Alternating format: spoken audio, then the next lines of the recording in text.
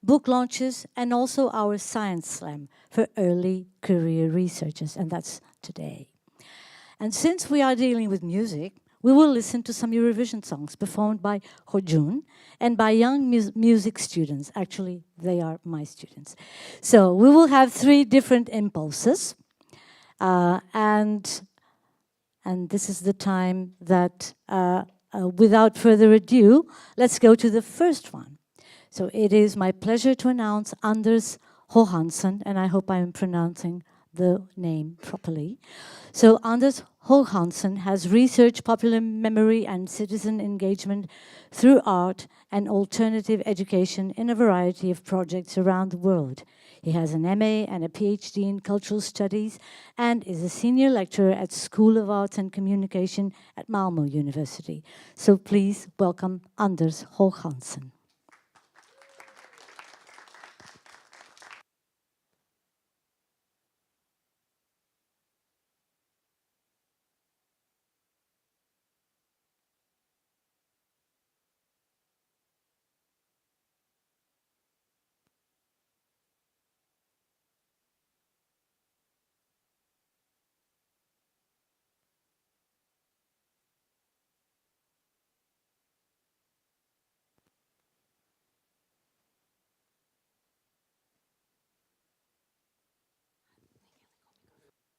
You have to press, I'm sorry, Anders, you have to press the button, right. Okay. Exactly. Yeah. Thank you again for having me. My name is Anders. Looking forward to the talk here. And yes, I'm going to talk about a recent book, the Palgrave Life Writing Series, earlier this year. It is 14 case studies or tracks modeled as a mixtape. And it's kind of a compilation of a series of research endeavors over the years, which I thought could be kind of stringed or played together. It's the stories of subjects journeying through life and how they intervene into history. And it reflects the theme of the day, music, identity, and migration in various ways. It has the subtitle, Movement and Difference in Life Writing. Here's the book. And engaging with subjects' roots and movements through life, migration and so on, but also inner movements. Importantly, I mean, there's a doubleness to this. The coin or the tape has 2 sides, we could say. So it's a metaphor for various things. And it's the movement is also about, I mean, both voluntary and forced changes of location, we can say, but also changes in mindset, which we are, hopefully, I mean, happening in life, but sometimes we're also forced to change mindset. And it's, many of them is about music and also, I mean, the mixtape and so on. And, it's also more importantly about how craft and artist art keeps us up, and how it kind of can be an important moment in life. Yes, let me move on to next slide. And okay. Yeah. I can just talk a little bit more. I'll talk a little bit more about the cassettes and the mixtapes, which I also brought. Okay. I'll also speak on. I will come back at some point.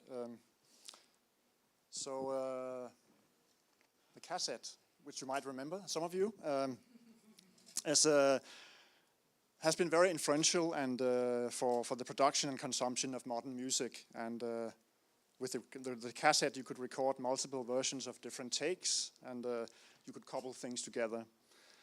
But it also paved way for home studios and home recording, individual recording and dubbing and piracy and so forth. Of course, a mechanism for storing and retrieving this kind of long strip of plastic film coated on one side with iron oxide or chromium oxide, able to record data. Invented in the late 20s, and we have the extension of the large reel-to-reel and so forth in Philips in Holland, 1963 and so forth. A very, very fast history here. And But importantly, mixtape practices flourished in the cassette era of the 1970s, 80s, and 90s, a time where just about anyone with an interest in music occasionally compiled songs on a cassette tape for one's own pleasure or handed it over as a gift or dedication. And as this book and mixtapes were often uneven, and they exhibited the obscure alongside well-known tunes and packaged in handwritten and personally drawn designed inlay cards. So they are these kind of homemade hodgepodge media and storytelling with some affiliation to other small media such as fanzines and scrapbooks and diaries and so forth, maybe even comics. And yeah, you can see here some of my Cornelis Vreeswijk, singing Victor Jara, and what is here? This is from some girl way back. Good night and sleep well, Anders. Yeah, right. And here, in fact, we have some nice inlays kind of songs my mother made me sing, and so on. I mean, the obscure. I mean, here we have a guy, Morten, recording for me in '92, and he put first Leonard Cohen, The Tower of Song, and then ABBA, Our Last Summer, and then Fish. And I mean, so different things put together. And then, interestingly, we have here, fresh from the attic, from some time around 1980 or a little bit later, I in fact recorded some Eurovision songs I can see here. And should we try to test it? So the sound will probably not be good. Technology. Yeah. How does it work? My God.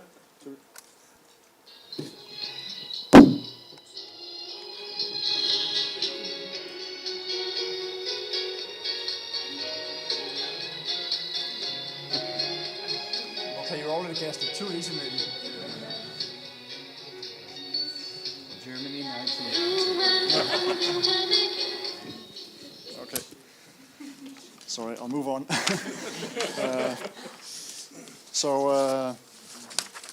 Did we manage to get the... Okay, just the next slide. Yeah, I'm going to just to introduce various figures of the book, music enthusiasts and other crafts, women and men. Several of the portraits in the book deal with individuals with a keen interest in music, or embarking on a life as music performers, or various interested in craft and how they can carry people through things. And yes, here we have the Fish Jubilee singers, which have just a minor role in the book, but you probably know that, I mean, in order to assure the survival of Fisk University in, I think it was 1866, they set down this choir to perform and so on. And in fact, it was very successful, and the university exists to this day.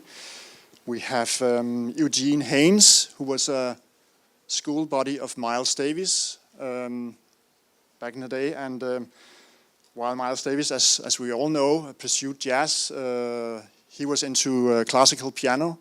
And so when he went to train in Europe, in Paris, and met some other young people and writers there, who was they were friends of Karen Blixen, and he went to train in a summer house in outside Copenhagen, and went to drink tea with Karen Blixen and so on. A very odd, interesting friendship, which he put down in his diaries and so on. We have Sixto Rodriguez, who died recently, here with his daughter in the center, who apparently his first record sold only 6 copies, but it did much better later on in South Africa and in Australia, where some tapes had traveled, and he became very popular down there. And then his career was reinvigorated by a documentary also later on. We have Victor Cornelius up here conducting in Copenhagen at the Teachers College around 1920. He came to Denmark from St. Croix, the islands, Danish slave colony and so forth, and he was supposed to, in fact, he went to be placed, he was abducted from the island and placed in a cave in Tivoli in 1903 to be shown like a human being and a human exhibition and so on. But he managed to stay in the country and made a career as a music teacher and inspector also on a school in Lolland, southern Denmark. And we have Maja Arulpagazam here with her cover of her second LP, who was born in London to Tamil Sri Lankan exchange students, and but someday her father went out to buy a pint of milk, and he never returned until a year or two later. He was joining the Tamil resistance to train somewhere, and the family moved back to Sri Lanka and then India also. And at some point she returned to London and got interested in visual art and managed to get her into St. Martin's College in eastern London, and it was visual art, but then it became music at some point when Peaches, the artist, showed her a Roland groovebox, and she went to do music, and just staying indoor, never brushing her teeth, as she said, and making music. And it was not so well seen in some places. She was on a terrorist list in the US, so instead of flying to US to do her second album, she earned a lot of money on her first album. She decided to do a world tour, Africa, Australia, and so on, and record with local musicians and unknown people and so on. And that very interesting album, Carla, I might return to it if we have time, is there. And then on the right, we have some Long Beach, Californian guys in a band they named Dengue Fever, because the keyboardist Ethan Holzman, he went to Cambodia after he discovered some tapes in the US with Cambodian psychedelic sounds from the late 60s and early 70s, sounds that somehow used Cambodian folk styles, but also picking up what came from transistor radios at the time from American soldiers and so on. So it was this kind of fusion of Cambodian folk music and kind of American psychedelic styles and so on. They went to, Ethan Holzman went to Cambodia, came back with his brother Zach Holzman, the guy with the beard. They went to some Long Beach nightclubs and found a singer in Chomny Mall, which you can see in the center, and they formed a band in 2001. And they sing in Khmer and also in English. And I mean, they are still kind of doing an album last year as well, 2023. But I wanted to say also that, this is odds and ends in this book, and lining up the obscure alongside the more well-known songs and tunes. And this delicate magnetic chain or tape is, of course, here a metaphor for the vulnerability of life, for noise, disruption, distortion, continuity, rewinding and forwarding, copying, and more importantly also life's tendency to sometimes tangle. So we can of course it's also a symbol of love and connection, but let's take the tangle thing here. I mean, this kind of technical melancholia happens sometimes, and I don't know which tape should I test. I'll take. Yeah. Okay. Yeah. Well, you will see what I'm doing. So. And.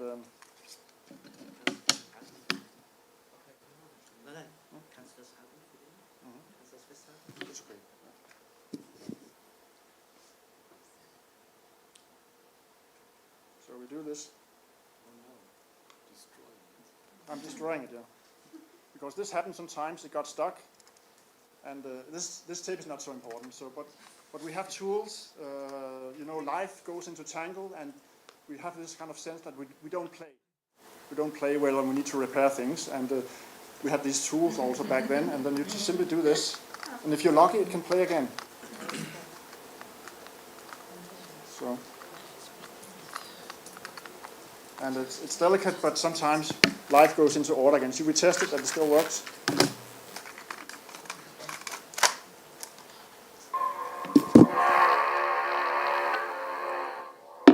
Yeah, kind of, even though I'm not sure I like that song, but anyway.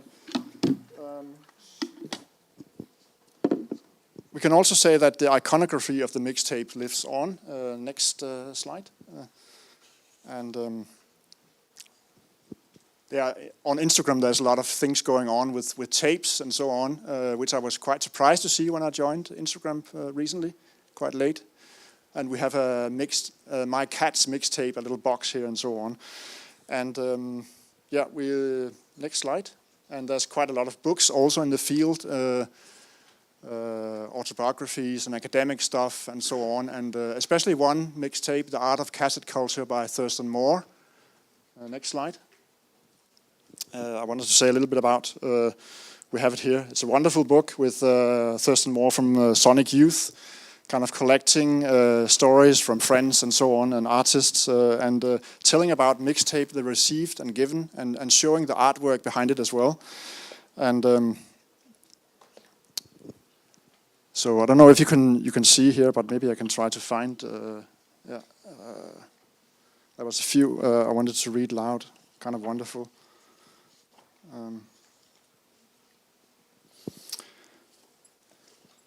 Okay. Here's a tape I did for an ex-Polishang Kuan band member. I never gave her it because I had a fight with a boyfriend cause he's an asshole. Then she sent a note to us saying we can't be friends anymore. Boo fucking who. So she didn't get the tape. She's a loser anyway. So, and the mixtape as a form of American folk art. Homespun technology and magic markers turn the mixtape to a message in a bottle. I'm no mere consumer of pop culture, it says, but also a producer of it. Mixtapes mark the moment of consumer culture in which listeners attain control over what they heard, in what order, and at what cost.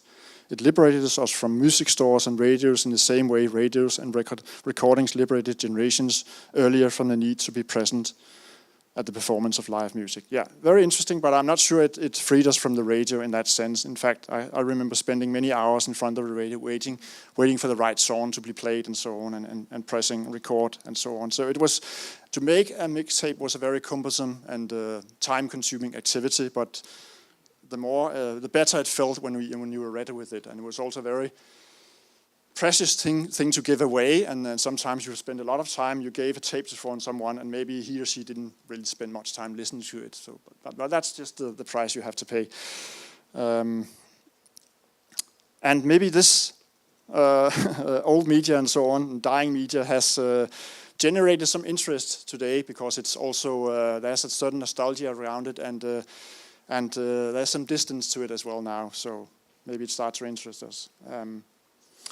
And you can say, I mean, also the rise of the cassette, it also spiraled various forms of consumption of music on the move. There was the so-called groove box or Ghetto Blaster, which was very outward. But then there was also the Walkman, which was very introvert. The privatization of listening and so on, which we also see today. Next slide. Okay, there was just one more about, I mean, how it really takes time to make tapes.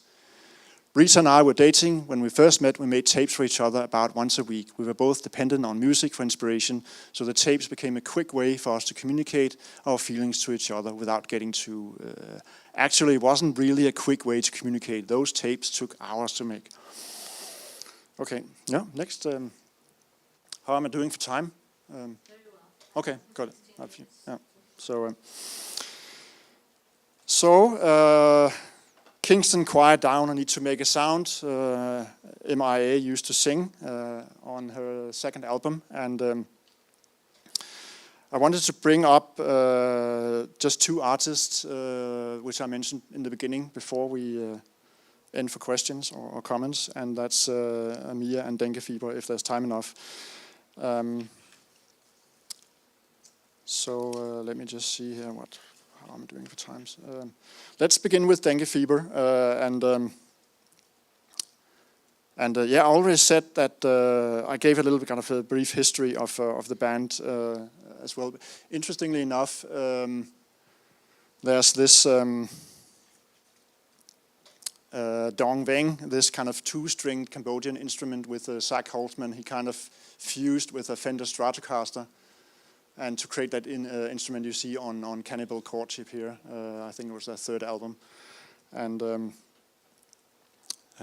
yeah, but it's they use these kind of Cambodian vocal styles fused with Western psychedelic and surf music, and much of this music had, of course, disappeared. The Cambodian original music had disappeared under Pol Pot in '75, so it kind of was almost wiped out. There were some musicians left and a lot of tapes, luckily, and so on. So it has kind of resurfaced again, and they have kind of resurfing it. But I mean, there could also be critiques of these kind of Western appropriations of Eastern styles and so on. I take that a little bit up in the book as well.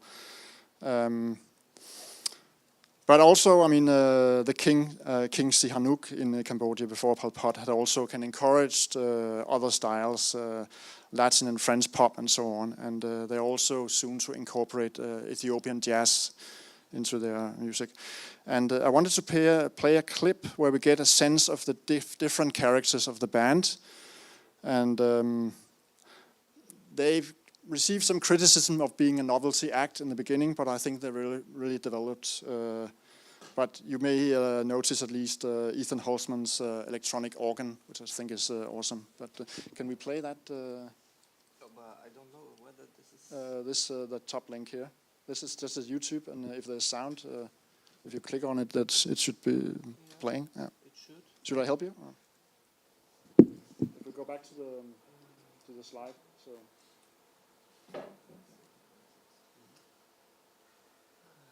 Yeah. Oops. Let me try to click on that. Allow. Yeah.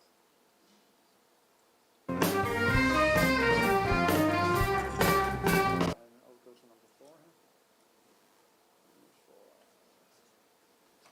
Then turn up the sound. Full screen as well?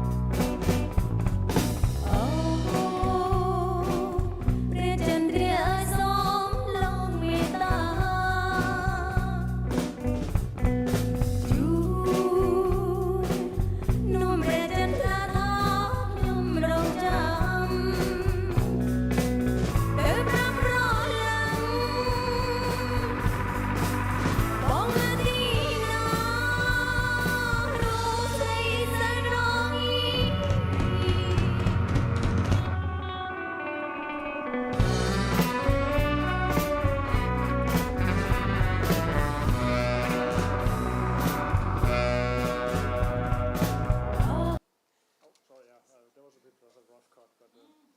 I'll just move to the last clip also, so we have time. Yes. Just 2 minutes from me, and then I'll stop. We are in 20 minutes. But it's interesting when she was in India or was Sri Lanka, she watching as 8-9-year-old. She was watching this famous Indian movie Disco Dancer from Maya.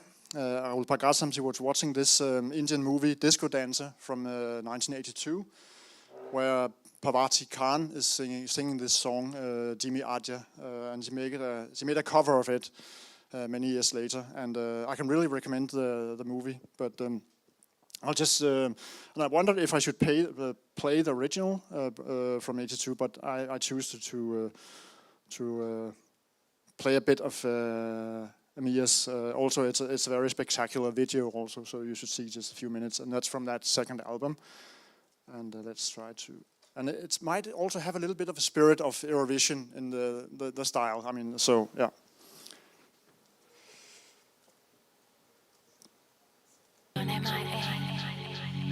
Come back.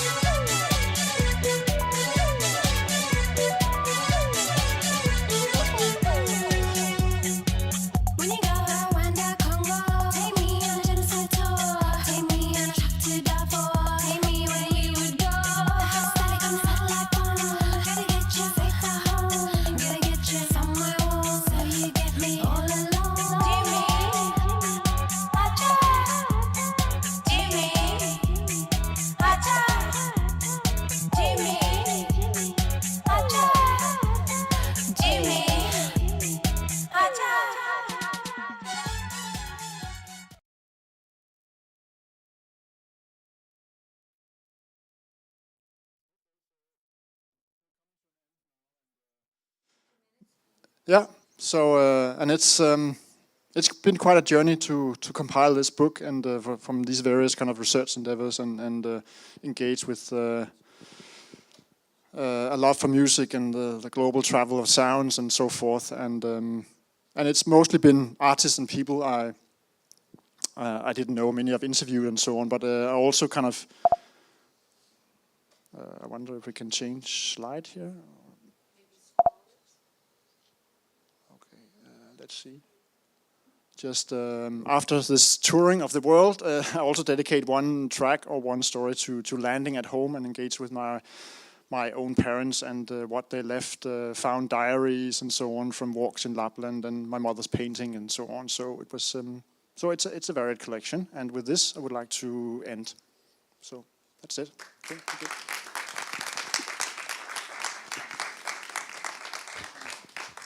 So thank you very much, Anders. So the Q&A period is officially open, and I'd like to know if there's any question directed to this wonderful presentation. Sophia, she's the first one. Hello, thank you. Thank you so much for your presentation. It's not so much a question, it's a thought. Well, while are you talking, I'm thinking on my own research. I worked on the Eurovision Song Contest and the Portuguese national selection, but I have a part about the fandom, yeah, so I found some similarities on your work and in my work. And I was wondering, it's just a thought, but maybe food for your future thoughts, because now people are not recording mixtapes. Maybe they are doing playlists on Spotify and other kind of playlists. So how in the future, if we want to do a work like this, how we can, because it's more intangible than the mixtapes or other physical recordings. So I'm just thinking out loud that it could be a challenge for us in our future research if we want to research these personal memories through music on these playlists. Maybe people don't keep the playlist for so long. I don't know, it's just a thought. I don't know if you are planning to develop your research on these new music media. But yeah, I'm wondering that could be a challenge for us in the future. Thank you so much for your presentation. Well, I think there's a lot of research into the new kind of digital media and so on, and it's also very important. And of course, it's a huge archive we're developing here. Also, our diaries of Facebook and social media and so on. And it's important to save that somehow. It's also costly to have it in all those kind of servers which take power and so on. And in the old days, we could have all the diaries of the American Civil War, which are in archives and so on. But it's important to have these kind of the histories from below to have them archived, and it goes for our tapes and our playlists and so on. In 100 years, what did people put on this endless jukebox called Spotify and so on? Important to keep that. And I don't have a clue what I will be researching, but it will. I would like to do more on the cassette and the tape technology and so on, because there's not so much there. Maybe I could fill in something there. It's historical, but it's also a historical media studies, which is important. So, yeah. Any other question? It is a note, not just a question, but I'm from Ukraine, Olena Zinenko, and I've started with interview of my generation is 90s, and I remember that we listening to this music, and I want to note about effect when I saw a video clip at first. So we did this that you showed us with cassettes, but we only listening to this music. It was very familiar. And when I open video to this music, it was like an invention. It was a lot of insights, and maybe it is interesting to make a research on it. Maybe you have some ideas on these effects, how it connected video and sound, experience, previous, etc. Any other question? If not, I would like to... oh, sorry, Erin. No? Okay, so I will do one. So I had a lot of cassettes and cassette players, and I remember that I learned jazz themes out of cassettes that a musician made for me. So he collected several songs and themes from different singers, and he thought that that would be a good way to introduce me to jazz. And now I was thinking, did you in your research found any cassettes that were used for that purpose? I mean, for teaching something, like somebody collecting themes to teach some sort of music genre or something? That's my first question. And the second one is, it has nothing to do with that, but there are certain platforms and supports that did not make it as research theme. I'm thinking of the mini-disc, for instance, or DAT. Nobody, I think, as far as I know, researches about these mediums. What do you think that the cassette has, which is so special that it makes you, for instance, research about this particular medium? You can start by the last one, because it's the most interesting. I think why I found the cassette so exciting. I also think it's one of the first generations of participatory media, which we talk a lot about today.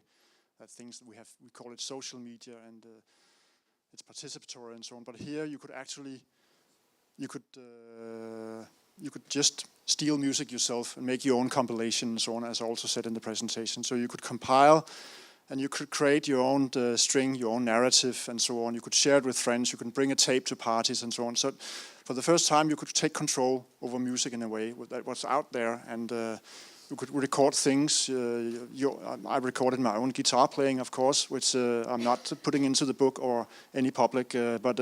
So it was very. It was a real moment of this kind of what I would call the first social media. And the same with these kind of fanzines and newsletters we produced in sports associations, in which the punks did and so on, which started with sci-fi in the 40s and so on. So it was around the same time, and and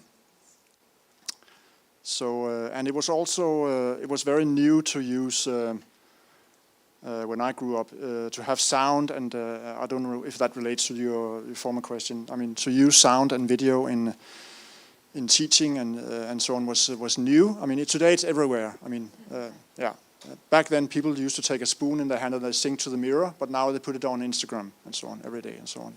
So it's become common. It's become trivial in a way, but there it was, yeah. But it also means we can follow a lot of people around the world. There are good things about it as well. I'm not sure how to the Ukraine question, but if I got your question right. But we can talk afterwards, maybe if so. Yeah. So I think we will have to finish and make a short break. Are there any other questions? Yeah, we will have a short break now. So thank you very much, Anders, again. Let's give Anders a round of applause. Thank you very much for a very interesting presentation. And now we'll have a short break of 5 minutes. For those of you who will not leave the room, there will be a video of young musician students who were challenged to sing ABBA songs. Most of them did not know any ABBA song or had even heard of ABBA except for Mamma Mia. So if you're curious, you can watch it. If not, you can leave and catch some air, have a coffee, and be back in about 5 minutes. Thank you very much. Hey everybody, this is Isabel Campillo from Eurovisions. What you're about to see in a couple of minutes is some of my students who were challenged to sing some ABBA songs. Some of them had never even heard of them. So I hope you enjoy it, and please stay tuned for the rest of the conference. Thank you. Olá, então, como é que te chamas? Nádia. Que idade tens? 12. Olha, o que é que tu vais cantar? Money, money, money dos ABBA. E já conhecias a canção? Sim. De onde? De uma amiga. De uma amiga que te mostrou? Sim. Ok, muito bem. Então vamos a isso, Nádia.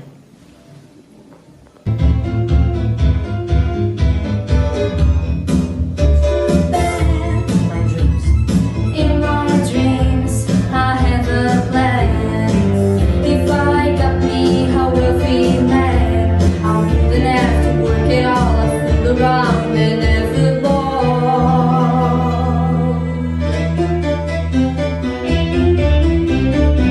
Money, money, money must be funny in the rich man's world. Money, money, money, how is sunny in the rich man's world.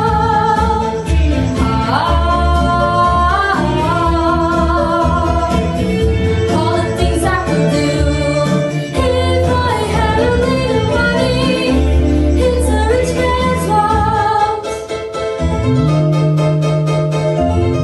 It's a rich man's world. Então, como é que te chamas? Eu chamo Maria Beatriz.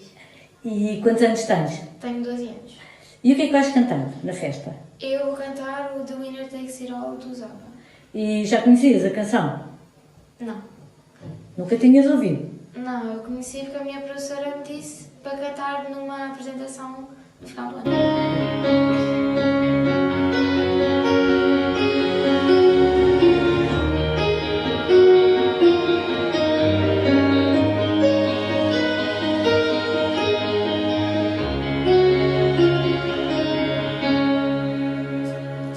I don't wanna talk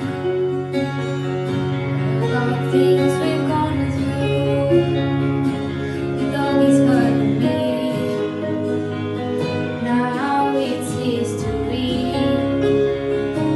I've played all my cards, and that's what you've done too. Nothing more to say. No more race to play. The winner takes it all. Losers standing small beside the victory. That's our destiny. Olá! Olá, Então, qual é o teu nome? chamo Beatriz Cardoso, Que idade é que tens, Beatriz? tenho 17 anos. Então, e o que é que tu vais cantar na festa? Vou cantar o SOS dos ABBA. E olha, já conhecias a canção? Sim, conhecia por causa do filme Mamma Mia. Muito bem. Ok, obrigada.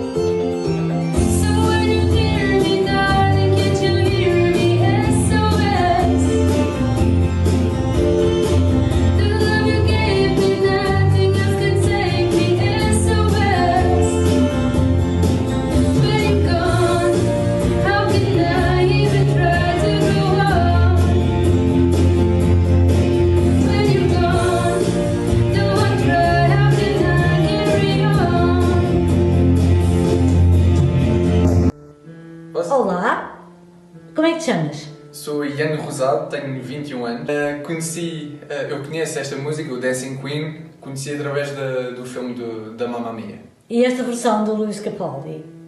É muito boa. Então, vamos ouvir um bocadinho. When you get the chance, you are the dancing queen, young and sweet, only 17. Dancing queen, feel the beat from the tambourine, oh yeah. You can dance, you can jive, having the time of your life. Oh, see that girl, watch dancing, taking the dancing queen. E quantos anos tens? 12. E olha, já conhecias o Gimme Gimme? Não. Foi a primeira. E agora vamos para o rapaz. Como é que te chamas? Rafael, Rafael. Quantos anos tens? 16. E tu já conhecias o Gimme Gimme? Conheci um bocadinho, já tinha ouvido.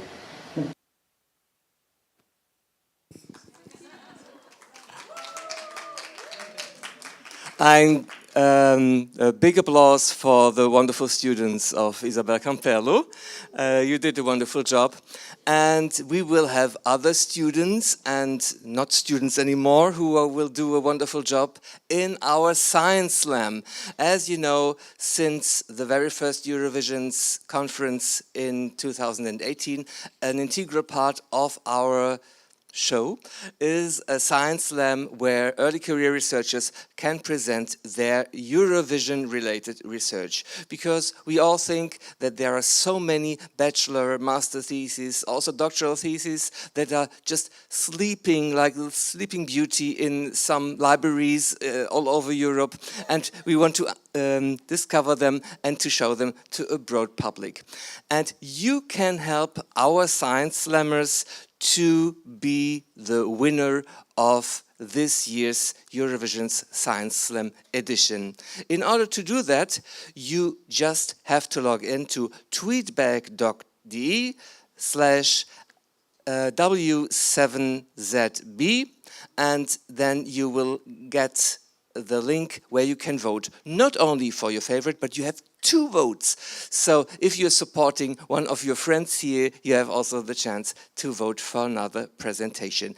All those who are scientifically and technically very up to date, they can just scan the QR code on the stream and log in and vote for their favorite presentation. We have put these original presentations online. They have been online for a few weeks so that you had time to discover the individual research in our YouTube channel and on our website. And today they will be our Science Slammers. They will have to defend their research, and in order to do so, they will get support from a very, very great Eurovision researcher, and I'm very proud to welcome here today Alf Björnberg. Alf will be the chair for the 3 Science Slammers, and in the first round we will have Ricardo Duarte, Miriam Weber, and Tural Abdullah. So, let the show begin. Thank you. As I have already been presented, I don't have to do this myself. I'd just like to thank the organizers for inviting me here. It's an honor and a great pleasure. I see my job here primarily as one of keeping track on time. We have exactly 10 minutes for each slammer, so I won't say much more. The time will start soon. So take it away, Ricardo. Good afternoon, everyone. Thank you for coming and thank you for watching. My name is Ricardo Duarte, and I'm a PhD candidate with the New University of Lisbon, Faculty of Social Sciences and Humanities. In Portuguese, that's Universidade Nova de Lisboa, Faculdade de Ciências Sociais e Humanas. Now that was a mouthful. I started my PhD in 2019, or my PhD studies in 2019, and the idea behind it was what I do professionally, which is ESL teaching. ESL stands for English as a Second Language. And pairing that up with something that I love. I'm an avid Eurovision fan. I have been for many years. And I thought, well, why not? How can I join these two facets of my life and combine them and work on develop something which I love and something that I want to work with.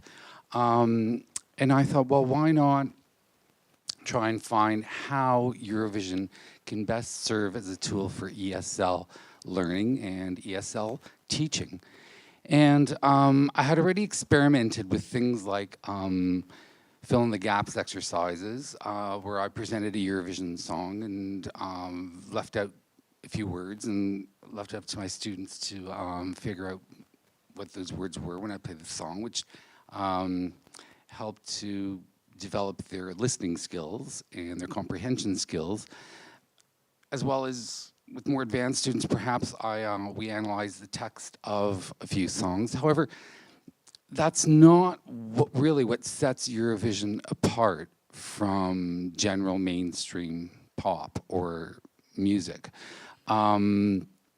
So obviously I had to pry a little deeper and see what was specific about Eurovision and how best it could be used to help develop their ESL skills. Well, I started then asking my students to do presentations and do a little bit of research on their own about contemporary issues and perhaps issues dealing with world and European and perhaps a little bit more broadly world issues that may be represented at Eurovision in some way. And some of those topics that were introduced were the importance of queer visibility at Eurovision.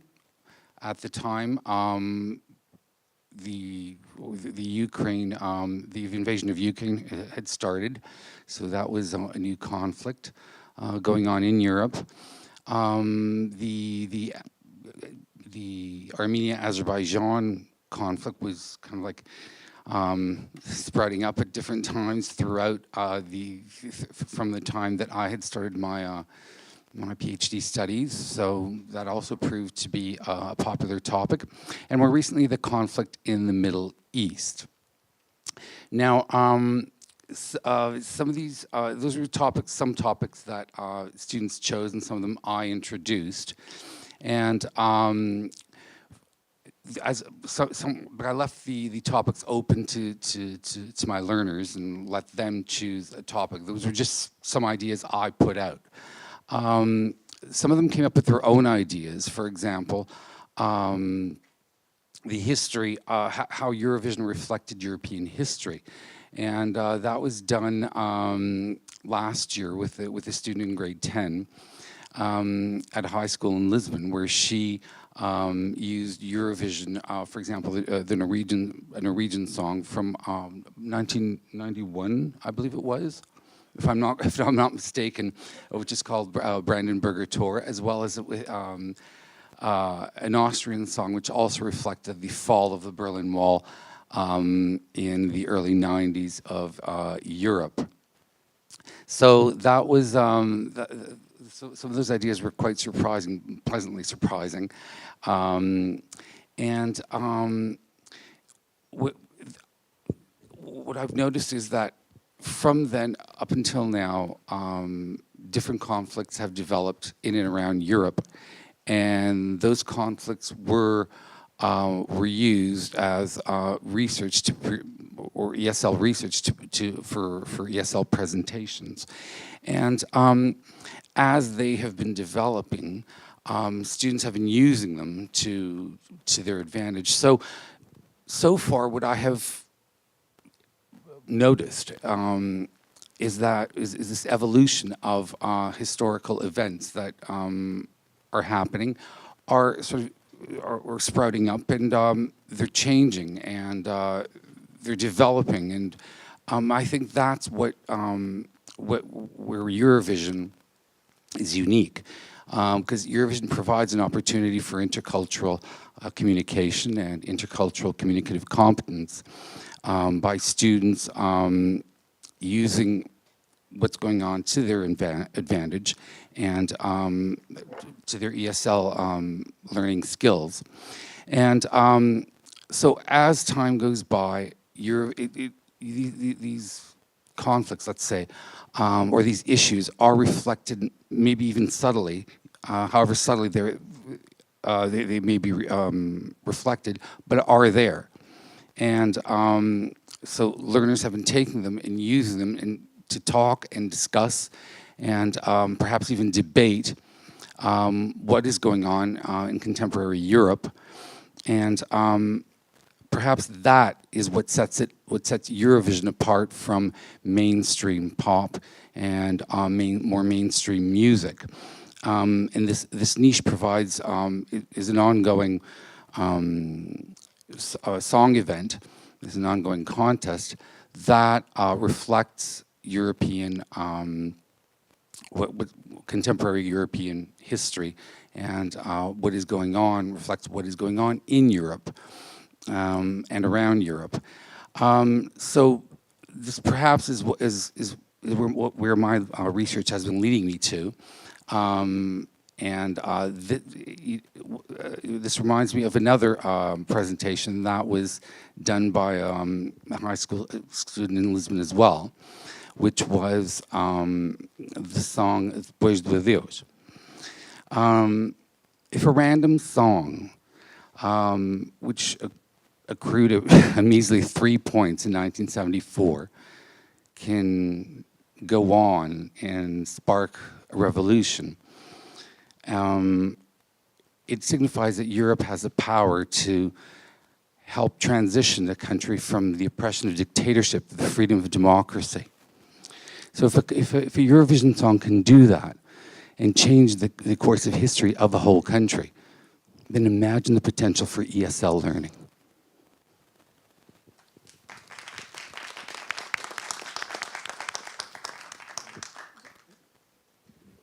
Thank you. You kept within the time limits, so we have a few seconds for comments here, which I have been assigned the task to make. It's a very interesting topic, I think.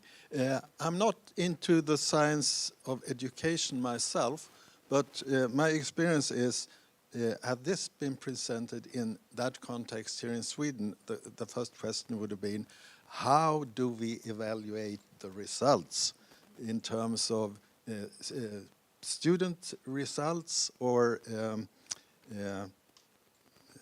perhaps the subjective experience of the students of this method of learning?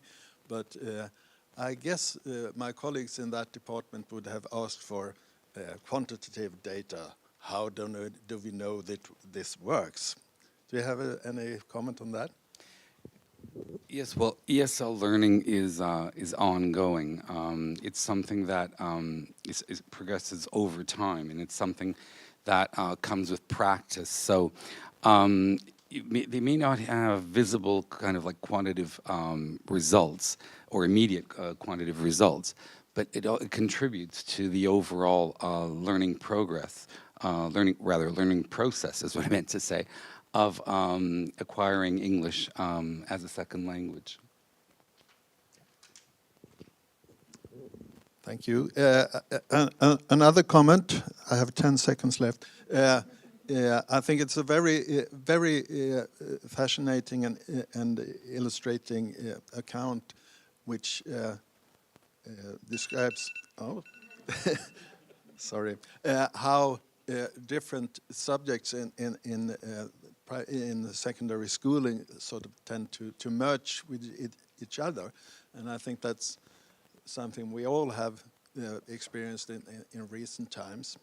So, thank you very much, Ricardo. Thank you. And now I give the microphone to Miriam.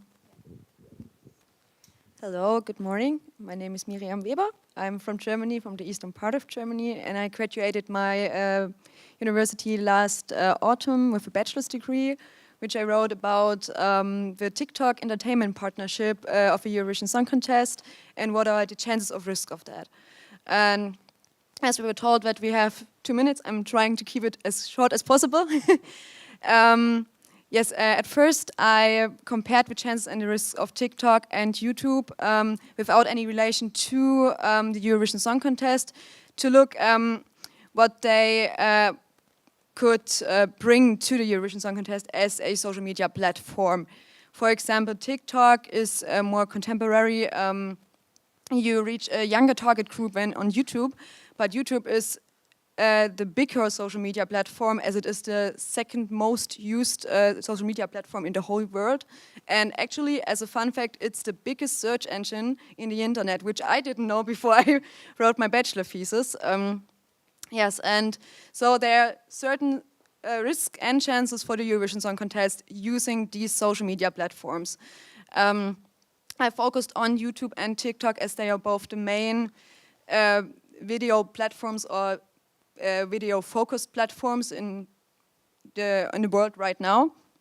And then I defined external and internal influences on the Eurovision marketing, such as the fans, the press, also the image of the Eurovision Song Contest, and also the show, the broadcasters.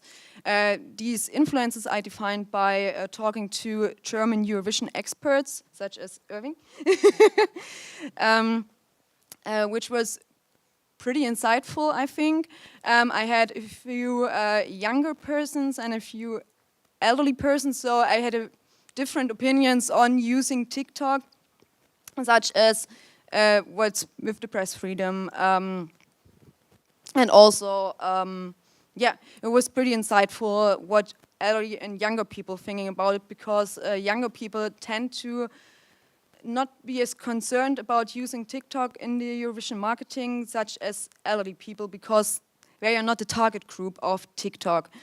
And then I looked at the content of the Eurovision Song Contest on YouTube in the year 2019, and also on TikTok and YouTube in the year 2022. I couldn't use the year 2021 as the first year of the entertainment partnership with TikTok, because it was still too much influenced by COVID, because people were using social media way more in the year of COVID because they had to stay at home. There weren't as many people in the arena in 2021, so it was not as valid as the year 2022. And then I combined all these parts and looked how these chances and risks of YouTube and TikTok are enhancing or restricting these influences on the marketing of Eurovision, such as as the press freedom. If TikTok with their controversials are restricting the press freedom, if they are if there's a chance that songs are more likely to have a better placing if they went viral on TikTok beforehand, such as Alessandra last year, and which I figured out was pretty central, is that the Eurovision shouldn't focus on TikTok as the main social media platform, because it's used for a younger target group, and they should more focus on every target group, because the Eurovision Song Contest is not just for the young people, but also for the people who grew up with the Eurovision Song Contest, who watched the Eurovision Song Contest in 1960 and 1970. They should also be talked to on social media. And what they should do is broaden up their use of social media and using different social media platforms for different content, because every social media platform has their advantages and disadvantages, and Eurovision Song Contest can use all of them in a very good way, because they have a lot of content and a lot of people who are watching it. So yeah, that's my research.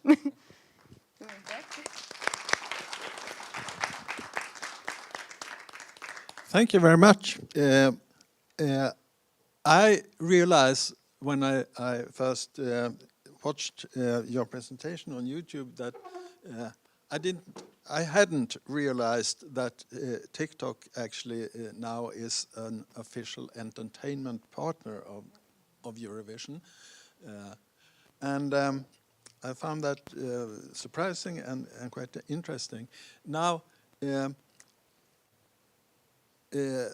What interests me here is how actually do you, in any reliable way, measure the influence of social media? You talked about on YouTube, I think, of the metrics of social media marketing, and this is, of course, a crucial concept in this connection.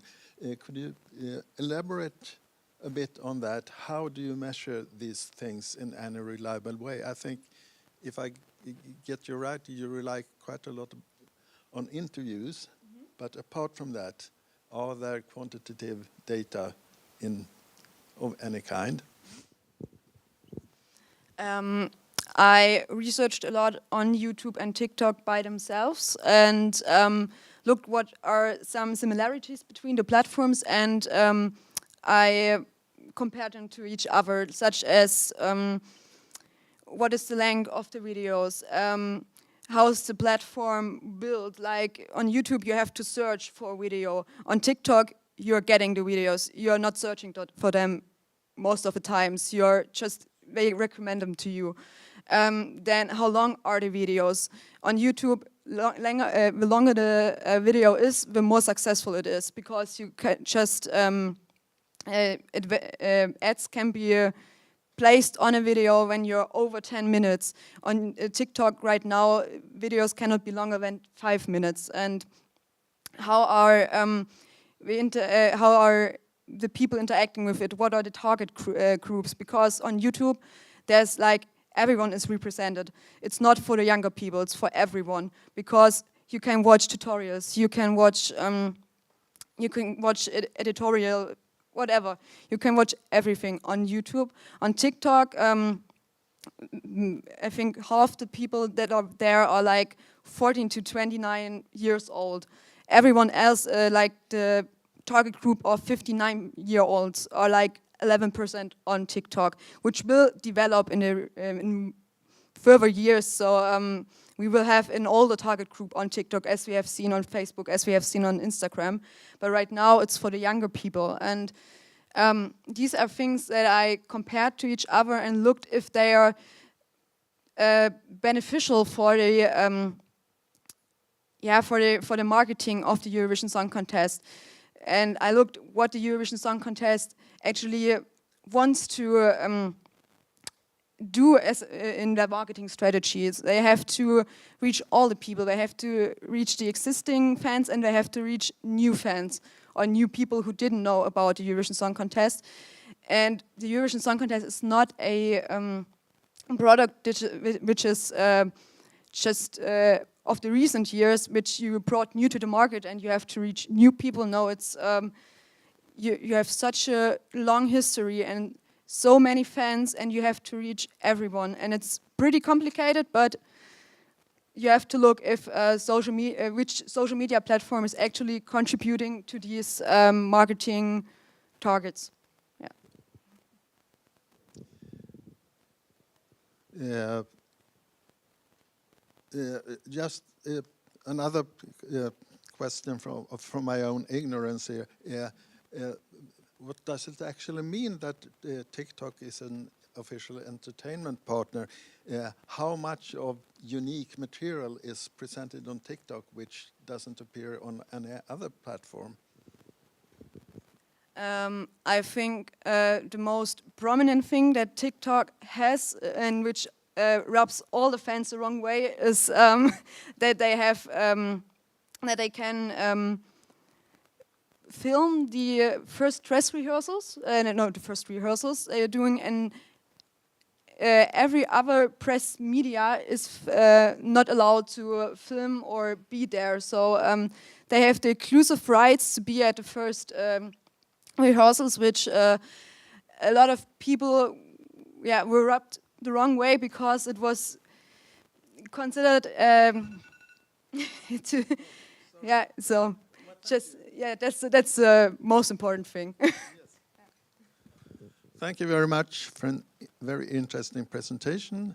I immediately hand the mic over to Toro. Thank you. And good morning, Europe, and good evening, Australia.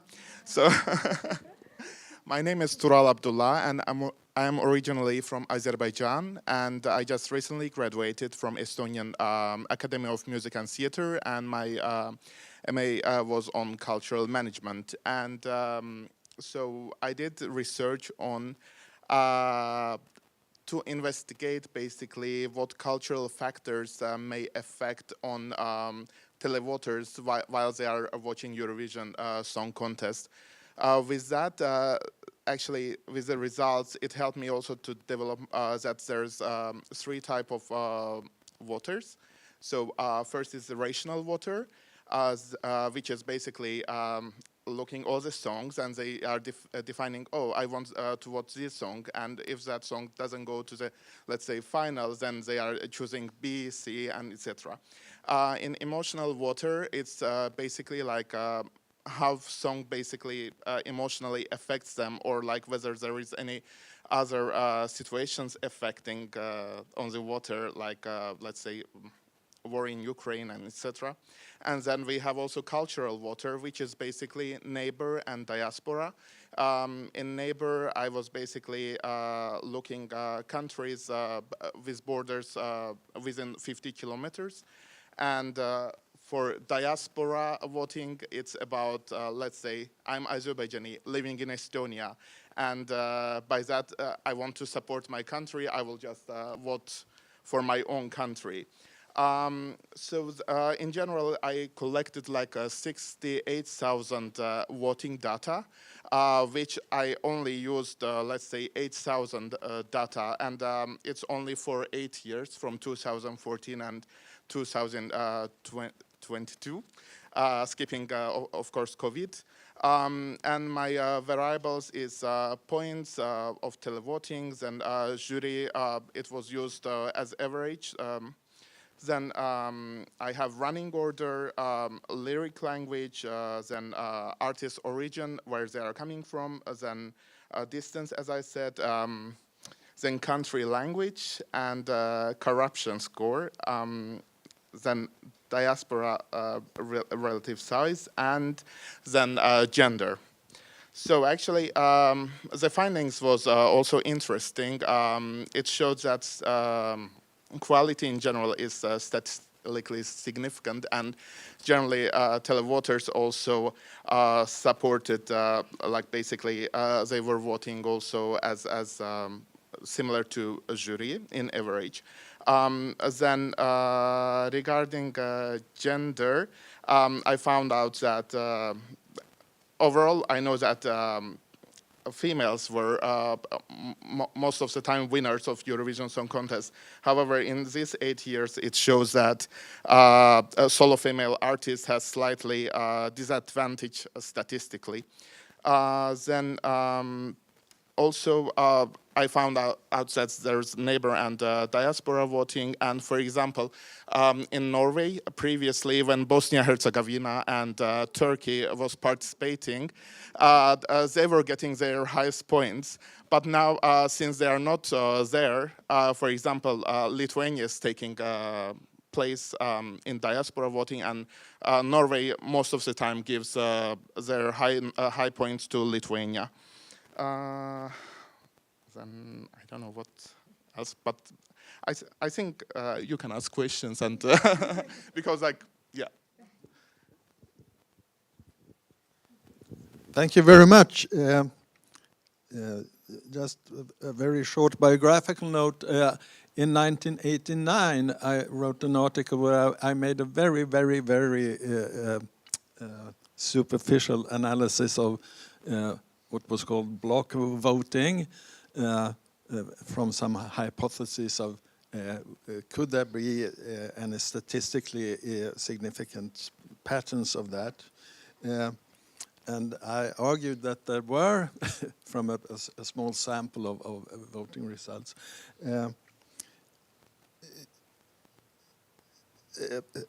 My first question is this a problem, do you think? Or rather, you outline the distinction between rational, emotional, and cultural voters. Would you say any of these is the ideal? Is it a problem that there are these different kinds of voters? Okay, in generally, I mean, like, it's not the only probably voters, but these voters, my studies basically suggesting, and well, for example, like, at some point, perhaps it could be problematic in that regard. For example, when war affects us, then basically people are becoming emotional and voting, let's say, it was a case, I don't know whether it was the case, but like, let's say when Ukraine won and there was war happening, and I think like it was not fair perhaps to other countries who was, I mean, like, all the countries are preparing super strong to the Eurovision each year, but like if this emotional voting happening, then it's kind of like not fair to the other countries, and then they are deciding, oh, if it's happening, why we want to attend in the Eurovision Song Contest. I don't know whether it's answering the question or... Thank you. From a Swedish perspective, this has been a theme since Sweden started taking part in the Eurovision Song Contest. And public service media officials asked the public, which, or by at that time the juries voting, you have to vote for the song, not for the artist. And in one of the Swedish preliminaries in the 1960s, there were 6 songs, but they were all sung by the same artist in order to sort of eliminate the effect of the artist. If the same person sings all songs, the only difference is the quality of the song.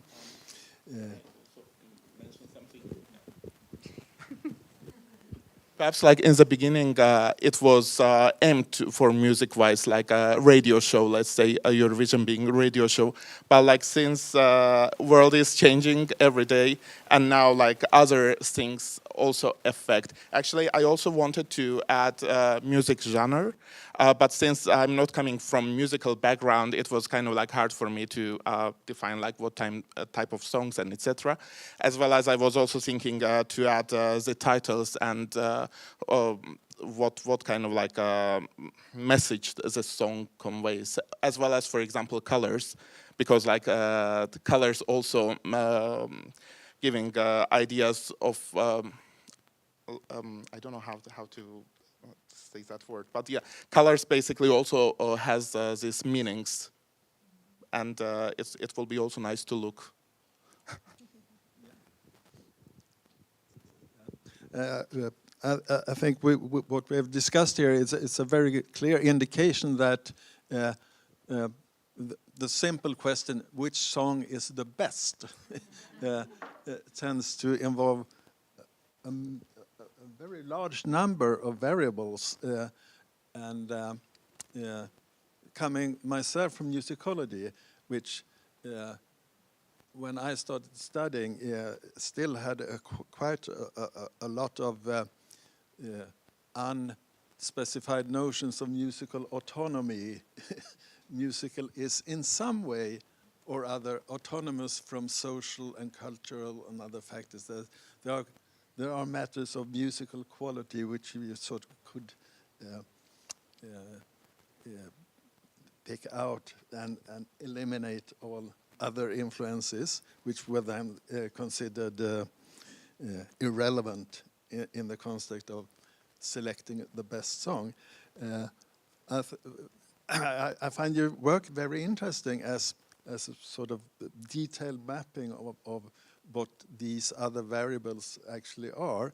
And in my mind, this serves to any sort of simple notions of musical quality tend to very quickly be problematized and questioned in the context of Eurovision, which is one of the fascinating things about this contest. Oh.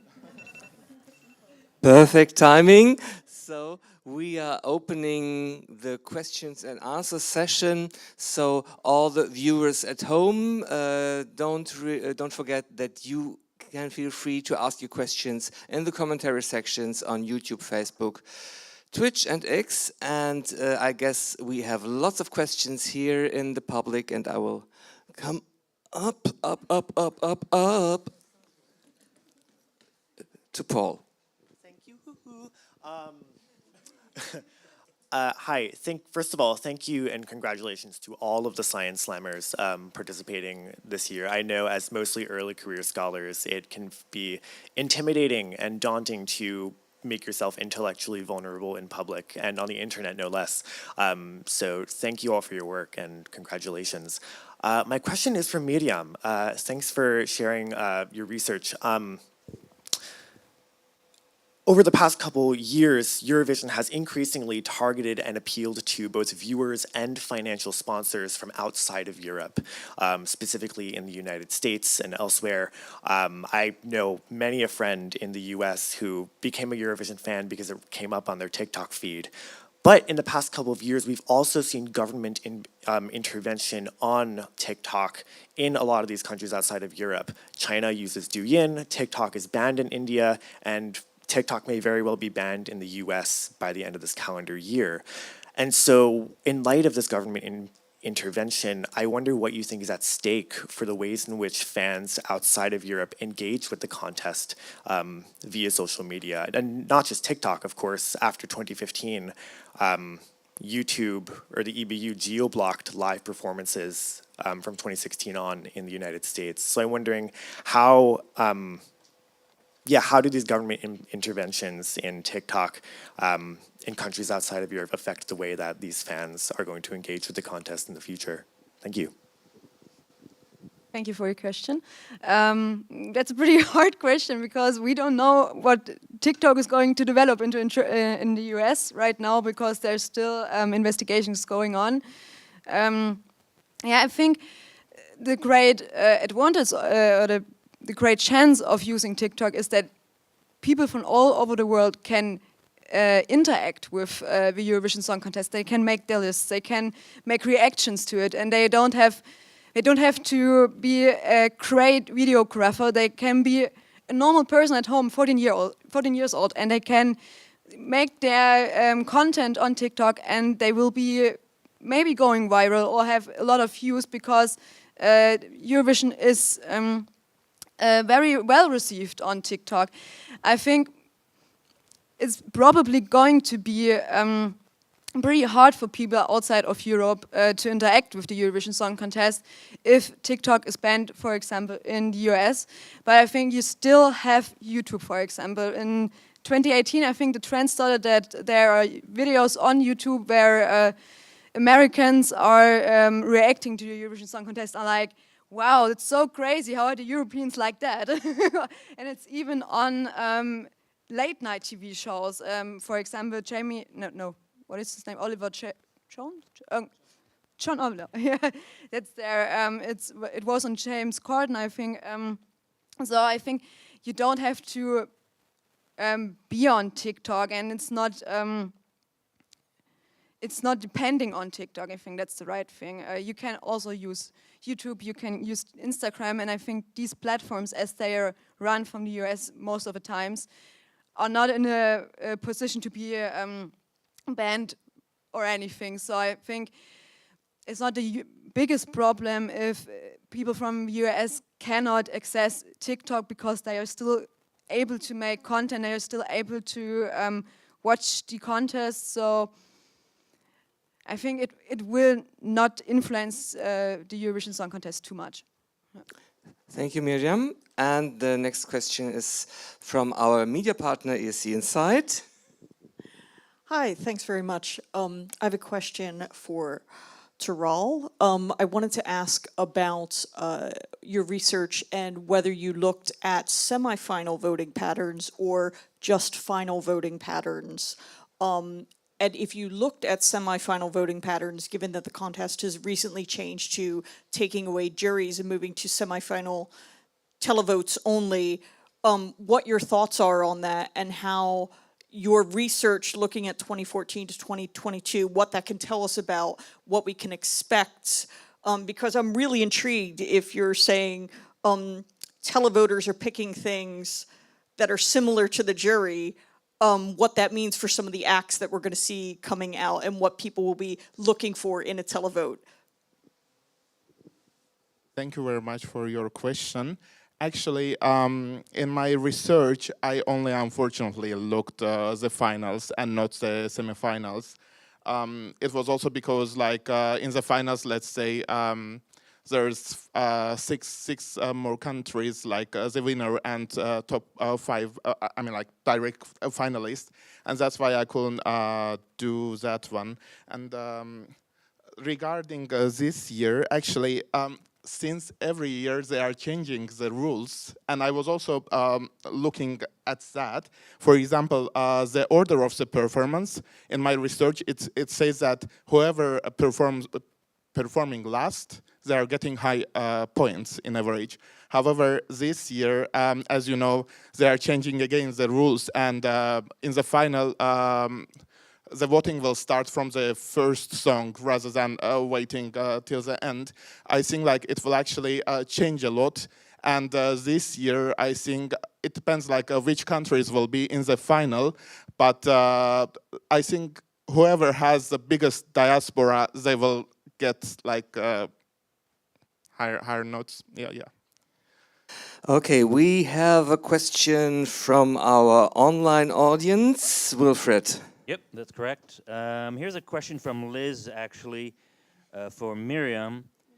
Is the future intention for the Eurovision Song Contest to approach TikTok influencers to gain greater audience share / voting on the night? What do you think? That's pretty interesting. It was a question I questioned myself when I made my research. But the thing is, there's not a lot of lot of valid information right now to really conduct a research about it, because we have so few people in the last years who went viral on TikTok, such as Sam Ryder or even Riley last year. And Sam Ryder, for example, made a 2nd place, and Riley for Denmark last year didn't even qualify for the finale. And for example, Riley was more famous in Asian target groups, so it would be interesting if on the night of the semi-final, which he participated in, if there were more Asian viewers, as Eurovision Song Contest, for example, is right now banned in China, as I think, yes. So there's not a lot of Chinese watchers or viewers who will watch the Eurovision Song Contest. So I think we will have to see if there's more people who will be viral on TikTok and how it's developing over the years. For example, this year, I think we don't have anyone who's very has a lot of followers on TikTok, for example. So I don't know if it will be a great influence, as also the performance on the night of the grand final is the most important thing for the voting, and I don't think TikTok will influence the whole contest too much in the future, but it's just my prediction without any valid information right now. Thank you. Last. Got one more question. Yeah. Sorry, I was just had. We'll come back to you shortly, but here a question from the audience. I have a question about neighbors. You told about neighbors, and there are countries that are not participate. Russia, for example, and funds from Russia vote for some other countries. Do you have information about geolocation of who is voting? And maybe you have data on for whom Russian funds vote. Sometimes people say that for Bulgaria, for Serbia, etc. Unfortunately, I don't have that data. No. But also, I also wanted to talk about, let's say quickly about these neighboring countries. Even I'm putting like 50 kilometers, as I said, borders. For example, in Azerbaijan and Armenian case, they are also neighbors, and our music is very similar. But like in the finals, we never vote to each other. So. Yeah. Yes. Okay, so before I close this question and answer session, just a very short question to Ricardo. Do you fear with all these Eurovision songs that are produced in English by non-native English speakers that if you use these songs for teaching English, this could have a negative impact, that they suddenly sing or say, "Undo my sad"? Actually, I do not see a lot of grammatical inaccuracy at Eurovision, lyrics of Eurovision.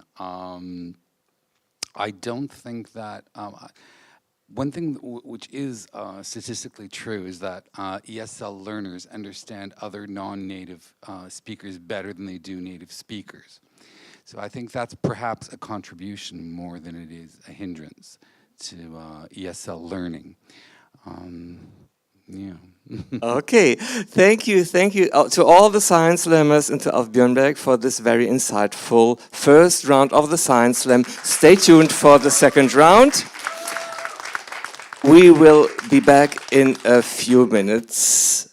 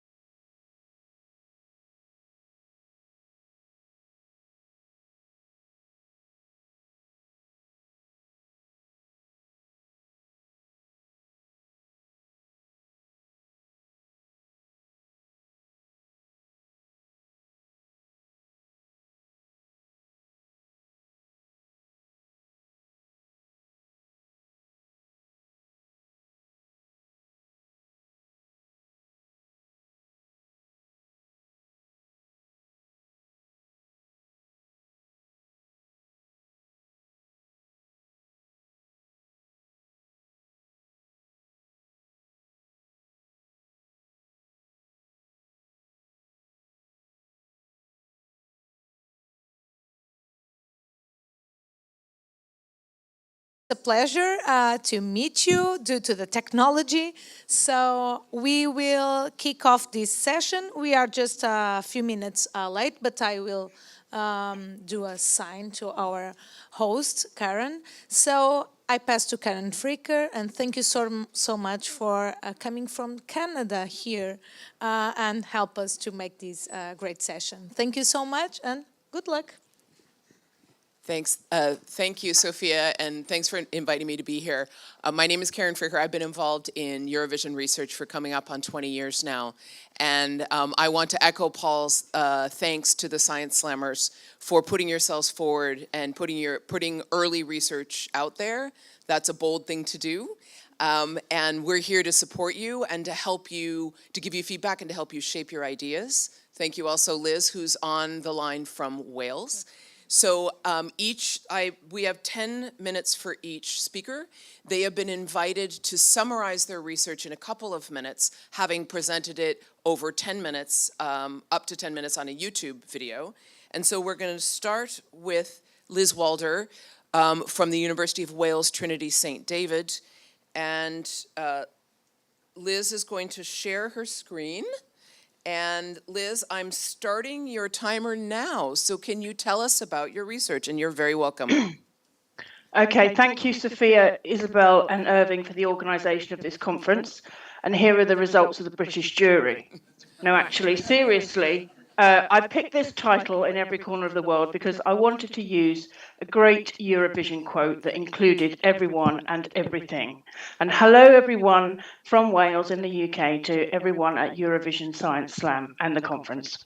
Hopefully you watched my video so you know that I'm an academic from the UK with a love of architecture. And like Ricardo in Science Slam 1, I wanted to find a way to link together my two loves, Eurovision and buildings. Now, in case you think I come across as very serious, I don't. These are some pictures of me.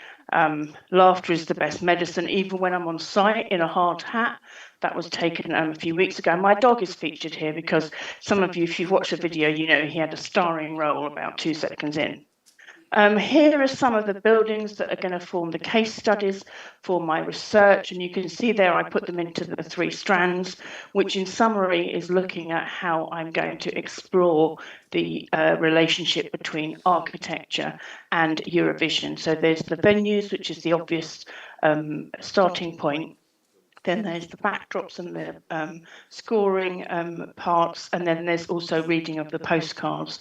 So I'm at the beginning of my research. I have already watched a lot of Eurovision, and you can see there I explained some case studies in the previous slide and also in the video I did talk about and show some case studies, and the outcome I'm hoping to draw together some sort of significant influences between architecture and Eurovision, so watch this space. Thank you, Liz. I'm going to be talking to the laptop here because the camera's on, so apologies if I'm going back and forth. Thank you, Liz, so much for your research. And I will say, in my experience, this is a very original approach because I don't know of any study yet of the relationship of architecture to Eurovision. So you're on to a good one there. And you have 3 areas of focus: venues, postcards, and scoring presentations. Can I start with venues? Because in your video, you talk about, for example, the Point Depot in Dublin, which hosted Eurovision a number of times. And most of the venues that host Eurovision already exist. The only venue that I know of that was actually built for Eurovision was the Crystal Hall in Baku. So usually you're dealing with existing built environment. So can you talk to us as an architecture scholar about how having an event in an existing venue can shape or change the meaning of the venue? Is that the tree you're barking up there? Yeah, so a bit. So Dublin has had a lot of wins. Ireland has had a lot of wins, and the Point Theatre has hosted it 3 times. Other venues in Dublin have also hosted it, and the Point Theatre has had investment and rejuvenation through money come through Eurovision. One of the things that's really interesting, which is a sort of double negative about this, is, I don't want to prejudge anybody here, but the UK is desperate to win Eurovision, and as you all probably know. And so but they do make a big issue about, oh, it's going to cost too much money. So when they hosted it in Liverpool last year on behalf of Ukraine, it was seen as a great, like, kind of not exactly a win, but, you know, a great stand-in for the UK. But there was a lot in the UK media about the cost of Eurovision. Do we really want to be part of it? And the UK, the building that was selected for it, there was a sort of contest throughout the UK, and Liverpool, excuse me, Liverpool won, and the building that it was in was already built. It was, as I mentioned in the video, was part of the regeneration of Liverpool in 2008. So I think it is really looking at what buildings have been selected and why, and then how Eurovision, you know, being hosted there changes that building in terms of not just Eurovision participants, but for participants of the city. Thank you. And regarding the postcards, could you kind of synopsize where your thinking is at this part about how built architecture shown through postcards is mobilized by Eurovision competitors to support their act? So sometimes the postcards are filmed in the home country who is hosting. Sometimes they're filmed in the home country of the artists. And that's something I excuse me, have to discover why. You know, I haven't really gone into that yet. Sometimes the host country wants to show off.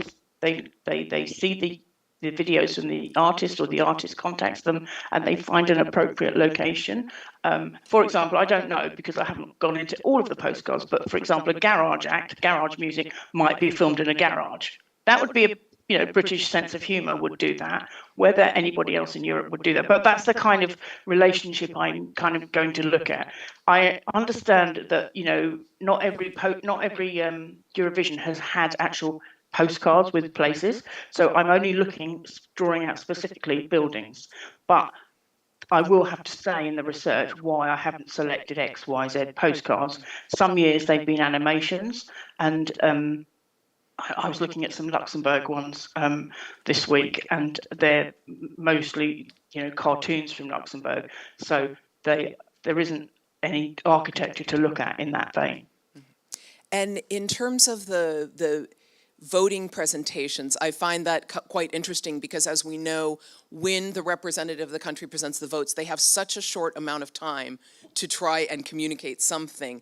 And so you have focused on extremely iconic buildings like the Eiffel Tower and the Sydney Opera House. Well, the Sydney Opera House is kind of what started all this, because we teach that to students as a case study of how a building can be wonderful from an architectural point of view, but then how it can all go a bit wrong when the architect has a disagreement with the client and is fired, and then someone else has to finish the job. And so Sydney Opera House, when I saw it, you know, I would love to show the world about Jørgen Utzon from Denmark and the whole journey that he went through with Australia and how it was finished by Ove Arup and Peter Rice. But I don't have that platform to do that. But Eurovision is going out to, I don't know, 16 million, whatever, and the Sydney Opera House pops up. And I was like, wow, there it is, 2 seconds of the Sydney Opera House. And I said that to my colleagues, and they were like, this is the moment. This is when you can jump onto that stage, and this is when you can talk about architecture. So the Sydney Opera House, when I put the presentation together, the video, I started talking about the Sydney Opera House, and I was like, oh yeah, the Eiffel Tower. Oh yeah, they're both iconic in their own way. They're different things, you know. In architectural terms, the Eiffel Tower is not a building because nobody lives in it, and that's a definition of a building. But they're both memorable and iconic and inspirational, perhaps, as well. Which, you know, in my video, I use these words that were applicable, I felt, to both architecture and Eurovision. So, as we only have a couple minutes left, Liz, you've shared that you're at the beginning stages of this research, and you are someone who already has your doctorate. So can you talk about what do you see this becoming? Is it a paper? Is it a chapter? Like how are you going to shape this going forward? The idea is really to publish. So I work within a business unit called Quick within the university, Trinity St David in Swansea. And as you say, I already have a doctorate, so I don't need another one. That was 6 years anyway, so there's a lot of work. But I I'm at a stage in my academic journey where I can choose my research projects, and this came up, through my loves of it and exploring the subject, and I thought, why not? Hey, I talked to people in the university, I talked to my colleagues and my academic director, and they were like, well, why don't we look for a book at the end of it? So that's kind of where we're going with it. Yeah. Well, thank you so much for your succinct presentation, Liz, and I'm sure, hopefully there's a lot of questions that have come up for folks that we can ask in the larger question period to respond to you and help you further shape your research. Yeah. So we'll move on now to our next presenter, who is Renata, who is from Bosnia. Yes, can you hear Renata me? Jukovic. Did I get that right? Yes. And you are a theater student. I'm a theater professor, so hello. Hello. And I am going to reset my clock here. Hang on one second. But I'm an artist, so bear with me. It's very easy that the lost of thoughts gets lost. I mean, I told her already that she's already shared to the world that she has an idea for a Balkan jukebox musical, and I am all in. So if anybody wants to get into the bottom floor funding that, let's go. Everybody, please, I have a production house back home, so please share contact. So Renata, the stage is yours to tell us about your research. So, hello everyone. My name is Renata, and my research kind of has 3 stages to it. But basically, what I'm most curious is what Eurovision means for a country, or in this context, what does Bosnia competing on Eurovision means? And sadly, because it's not happening, I feel like it's a very important topic, especially because our national broadcaster doesn't really seem plans to make that happen anytime soon.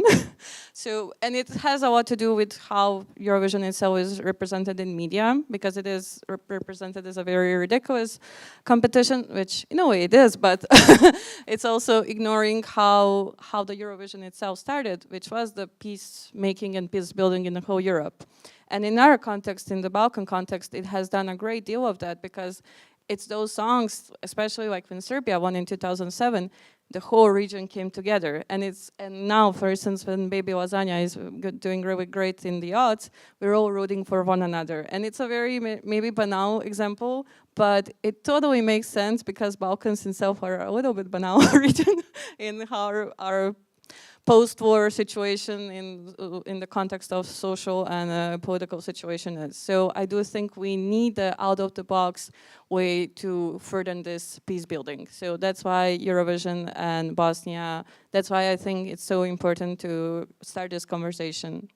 And it's also, again, I will come back to media, but Bosnia is often represented just as this post-war country, but there is so much a bigger identity. There is a contemporary Bosnian identity that often gets neglected, because when a war happens, then you're only a war country. So Eurovision is also an amazing platform where, you get artists such as Dean, such as Laka, that show that, yeah, there's so much beautiful musical and cultural scene happening in Bosnia. And Eurovision is such a huge platform where all of you guys from all over Europe and further get to see us. So it's really to create this Bosnian contemporary cultural and artistic identity that is meaningful and impactful, because maybe in the region we are kind of aware of our scene, but we're still a very small region. So just because something is known in the Balkans, and again, Europe is here to connect the whole Europe, so and it often feels that Balkan is one thing and Europe is another thing.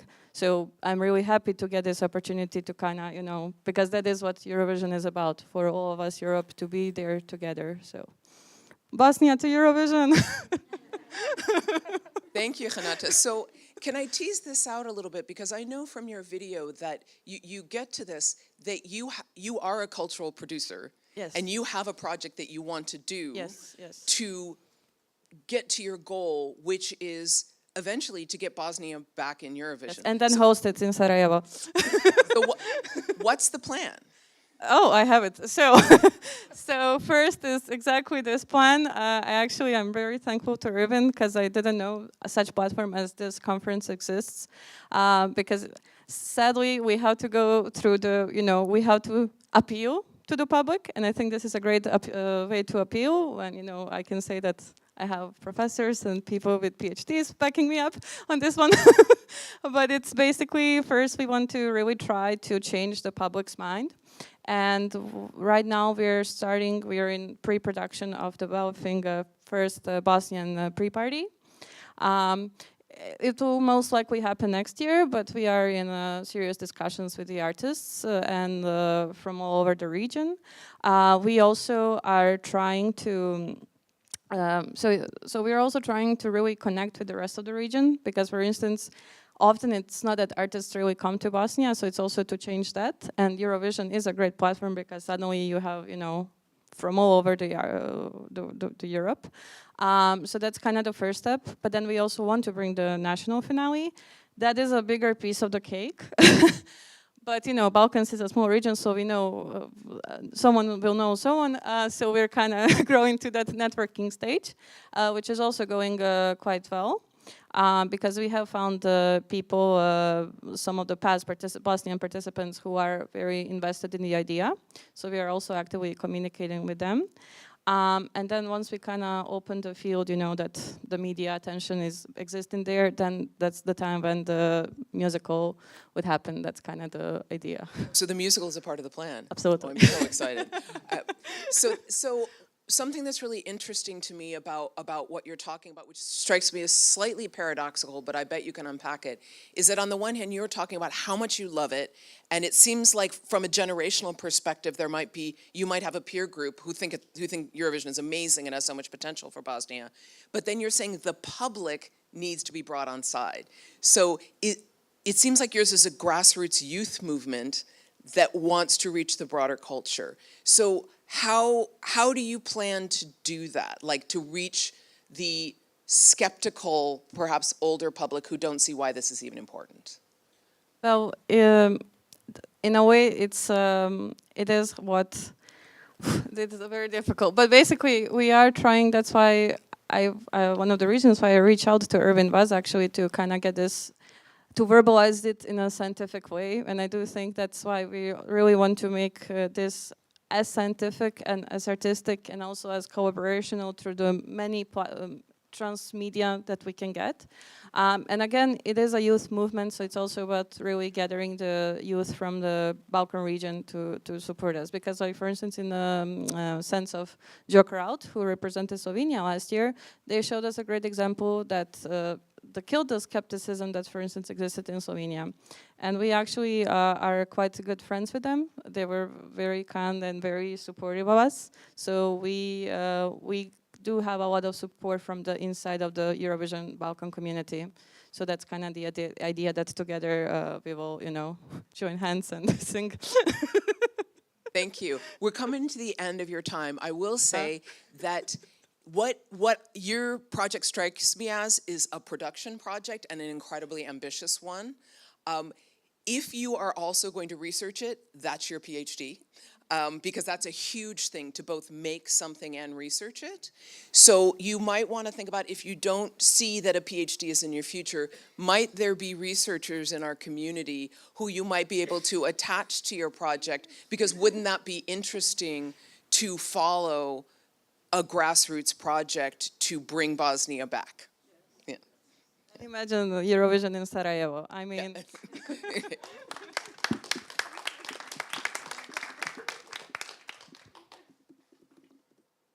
And we are going to move on to our last presenter, who is Mark Lehman, who is an MA student at the University of Freiburg. And Mark is going to talk about, I think, your BA research, which may also be your MA research. Maybe. Yeah. Maybe. The floor Let's is yours, see. Mark. Yeah. Yes, hi, hello Sverige. Hello at home. My name is Mark, and I'm currently studying in Freiburg at the Albert Ludwigs University. I'm currently studying media science, but I did my bachelor thesis in musicology. And yeah, Eurovision is my passion since many years, since 15 years already. And while I was looking for a topic for my bachelor thesis, I tried to combine two things that I'm very personal with, like Eurovision And as a singer myself, I'm always looking up to the participants, always getting inspirations from the music, from the performances. And the other part is the LGBTQ community, which I am myself a part of. And so I try to combine these two things, which are, it's very easily with Eurovision, actually. So from a musical perspective, I try to point out how LGBTQ or the queer theory is influencing the narrative of musical performances. So we have the music, and how does the performance affects the meaning of the music, and why does it affect the meaning of the music. So I chose some examples. That's Paul Oskar from Iceland, Dan International from Israel, Conchita Wurst from Austria. I chose these examples because it's easy, because with examples it's easy to understand the topic. And in the end, all of the three persons represent some kind of the LGBTQ community in a way. We can look at it through that. And that was the research in the end. Thank you. Maybe could you offer the Conchita example? Because I think that will help people take us through your argument about the three parts of it. I think the Conchita example is easy to understand because it's not a long time ago. It's just 10 years, yes. It's 10 years ago. So when we do a narrative analysis, we deconstruct the whole performance into the lyrics, the music, the performance itself, and the artist and the context around the artist. And in the case of Conchita, we can see that the song text of Rise Like a Phoenix is an anthem for empowerment, but that can be, one can see that for him or herself on its own, and it doesn't have to be an LGBTQ anthem. It can just be about, general empowerment of people in different kind of ways. But what does it make it an LGBTQ anthem is the presence of Conchita. And the presence of Conchita automatically, the song automatically refers to her and to her presence. So what we can conclude there is that the meaning of the song and the narrative changes with the presence of Conchita and the context surrounding her at the Eurovision night, of course. I hope this is easy to understand then. Yeah, and you and I were chatting a little bit before that you talk about that as text and context, that Conchita, if I'm understanding your point correctly, that Conchita's presence and delivery of the song becomes the context through which we interpret the song and read a queer meaning into it. Yes. I mean, another word, and this is my background in literature and theater studies, another word that I would use would be subtext. So are subtext and context the same thing in your, and I know I'm throwing a new term at you, but I'm just trying to tease out what you're talking about, the relationship between what it is on paper and then what we read into the performance. I think subtext is something we sometimes don't recognize as a general viewer of the song contest. Maybe we don't know what's behind this whole story, and or behind the whole song or the meaning of the song. So through the subtext, we automatically refer the song to a person, and we automatically refer a performance to a theory or a performance to a group of person. Just like, for example, Ollie Alexander this year for the UK. Maybe you saw the rehearsal clip of his performance with the boxers. That's another good example, I think, how the performance influences how we see the song, how we understand the lyrics there. And that's also a very, maybe it's not much subtext, because it's very obvious in the performance, but sometimes it's not that quite obvious. And I came to the conclusion that LGBTQ narratives is also kind of like used as a prop also on stage. And I think it's very interesting. I saw that with Ireland 2018, Rhino Shaughnessy, where there were 2 male dancers. And the song itself had generally really nothing to do so much with the LGBTQ community, but these dancers made it like, okay, now it is an LGBTQ anthem, kind of. And I think an argument has been made about that number, that there was an attempt to instrumentalize what is perceived to be a queer viewership of Eurovision to bring that votership in, right? So there's a piece here that's kind of implicit in what you're talking about that I hope we can make explicit, which is that there's the meanings that are put forward, and then there are the people that receive the meanings. And meanings are encoded. So it's possible that some people might look at a song and say, this is queer, but other people might read the codes and say, oh, I feel included as a member of the queer community. So is that something that is looking at reception part of your work as a scholar? Can you talk about that? Yes, it was a big part of this project where I was working on, definitely, because reception is how we get so much data from at the end, how we can see okay, does this performance, what the effect does this performance have on the viewer in the end of the performance? So yeah. And one of a main tool that we have to perceive perception is voting, right? But there's so much, and I think we got into this in Alf's panel as well. It's so hard to know, we can never know why people vote, right? So bringing it back to the interesting point that Alf made about attempts in past decades or past eras of the contest to try and make it be about just the music, right? That we should strip away all of the signification so it's about just the music. As an emerging Eurovision scholar of your generation, do you think that's possible? Hard. It's never just about music, I think. It's never just about music. We see that this year in so many examples. I think we should try to make it just about music. That's important. I think we should take our time to listen to the music, to think about the music. What does it mean to not just deconstruct it like in a scientific way, but just like for ourselves to think about what music does mean to me, what this song means to me, what the performance means to me. And this is the key element, I think, of Eurovision. And politics will always be a part of it, but I think we should try to listen more to the music in the end. I think the musicologists in the room are probably vibrating with you.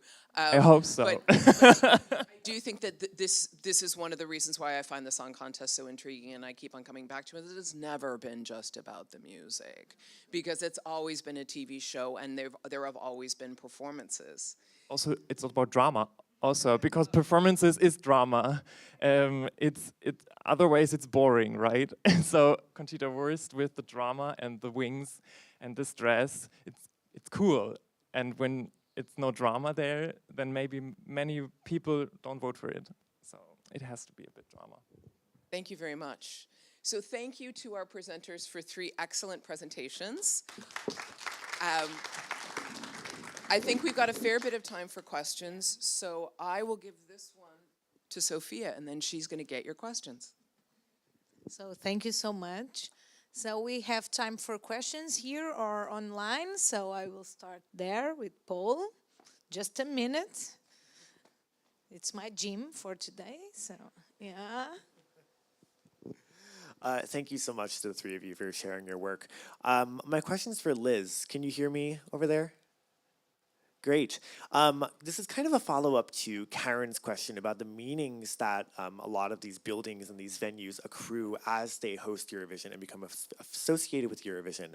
And as a follow-up to that, I wonder about how that plays out when you put Eurovision in non-traditional venues. I'm specifically thinking of 2014 when the contest was held in this formerly abandoned shipyard on like the outskirts of Copenhagen.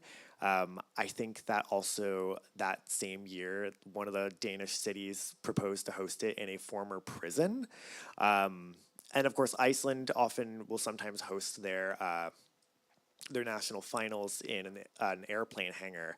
And so when we think about how these buildings, venues, whatever the proper term is, forgive me, I'm not an architect, how these spaces accrue meaning by becoming affiliated with Eurovision, what happens with these non-traditional spaces? I mean, a concern that comes to my mind, of course, is like, is this like a mode of gentrification? How might we problematize it or see something useful there? Sorry, I didn't hear all of it. Did you say what happens with the spaces afterwards? So, when thinking about the kinds of meanings that these spaces take on as they become affiliated with Eurovision, I'm interested in how that plays out with non-traditional spaces, like the abandoned shipyard that hosted in 2014 and so on. Thank you. So the example that you gave in 2014, I haven't looked at yet, so I've just made a note of it to look at. The Icelandic mention, I'm only really looking at the main finals, not country finals. Did you say that was the contest within Iceland, or did you mean it was hosted in Iceland? National final. Okay. So these are probably ones that I haven't got around to looking at in the research. I'll be honest, I haven't, I've started in, I don't know, 1960, 1950, whatever it is, and I haven't really got very far, so I haven't got there yet, but I'm making a note of things that are raised for me to come back and look at, and I can report in next year where I've got to. Thank you for the question.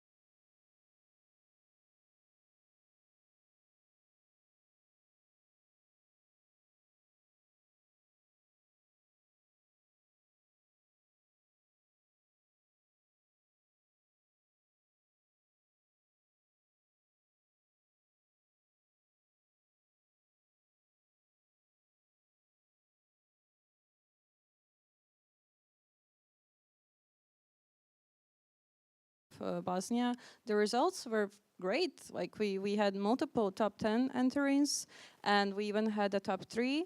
And the songs themselves are huge hits, so it's also quite contradictory in a way that we were making fun of it, but we were very proud of ourselves, and we were like, wow, we were amazing. But it was in 2016 that we didn't qualify. And then it was like, it's over, it's done. So it's also very interesting that we were quite successful, but the reason we were successful, it was the artists were really putting an effort into it. So I would say it's a quite complicated relationship that we have in a way, because again, music is such a strong part of our identity. And we were, as I said, like there were great results, and the public was very supportive of all the acts, because most of the singers that we have had were actually very big stars in former Yugoslavia. But it's the fact that it's the problem right now that the national broadcaster is in a really serious financial debt. That was now, I think it's even worse than it was originally in 2016. So they're really trying to cut out anything they cannot. So I think it's also a big fear of how successful we would be. So it's better just to not risk it, because for us it's such a huge financial investment to even go. But I think that's such a sad thing in this context, because we're assuming that we wouldn't be good just because we didn't qualify once. And it would be a huge also pressure on the whatever artist would represent us. But at the same time, I feel like it is a risk worth taking, because we do have amazing artists that are yet to be discovered by Europe, and there are so many interesting and up-and-coming names that don't get to be supported. So I think it's also the lack of understanding that our national broadcaster has, or the social context of Eurovision, and what it can do, that it's the basically people in charge that don't really want to bother to fully understand the implications. But as I said, it is very interesting because all the songs that have previously competed are to this day huge hits. And it's so funny that actually a lot of people are not even aware they were Eurovision songs, but they love the songs. So it's the ignorance. Thank you. More questions? One question here. I have a question for Liz. I'm just wondering if you're going to be looking, because you mentioned you're looking at postcards, and you mentioned you're looking at the backdrops when points are presented. There's kind of a middle ground in that we saw that emerged in the COVID period, when we saw additional video content being produced by the contest. I'm thinking here primarily of the Love Shine a Light presentation in 2020. The Love Shine a Light presentation in 2020, and then a little bit more videos that have been produced. So you have powerful images like Diodato singing Fai Rumore in the Colosseum, for example, but then also, Molitva being performed just on the street in Belgrade. So are you looking at some of these backdrops of performances that have been produced by the contest and by performers themselves to kind of showcase their songs outside of the stage?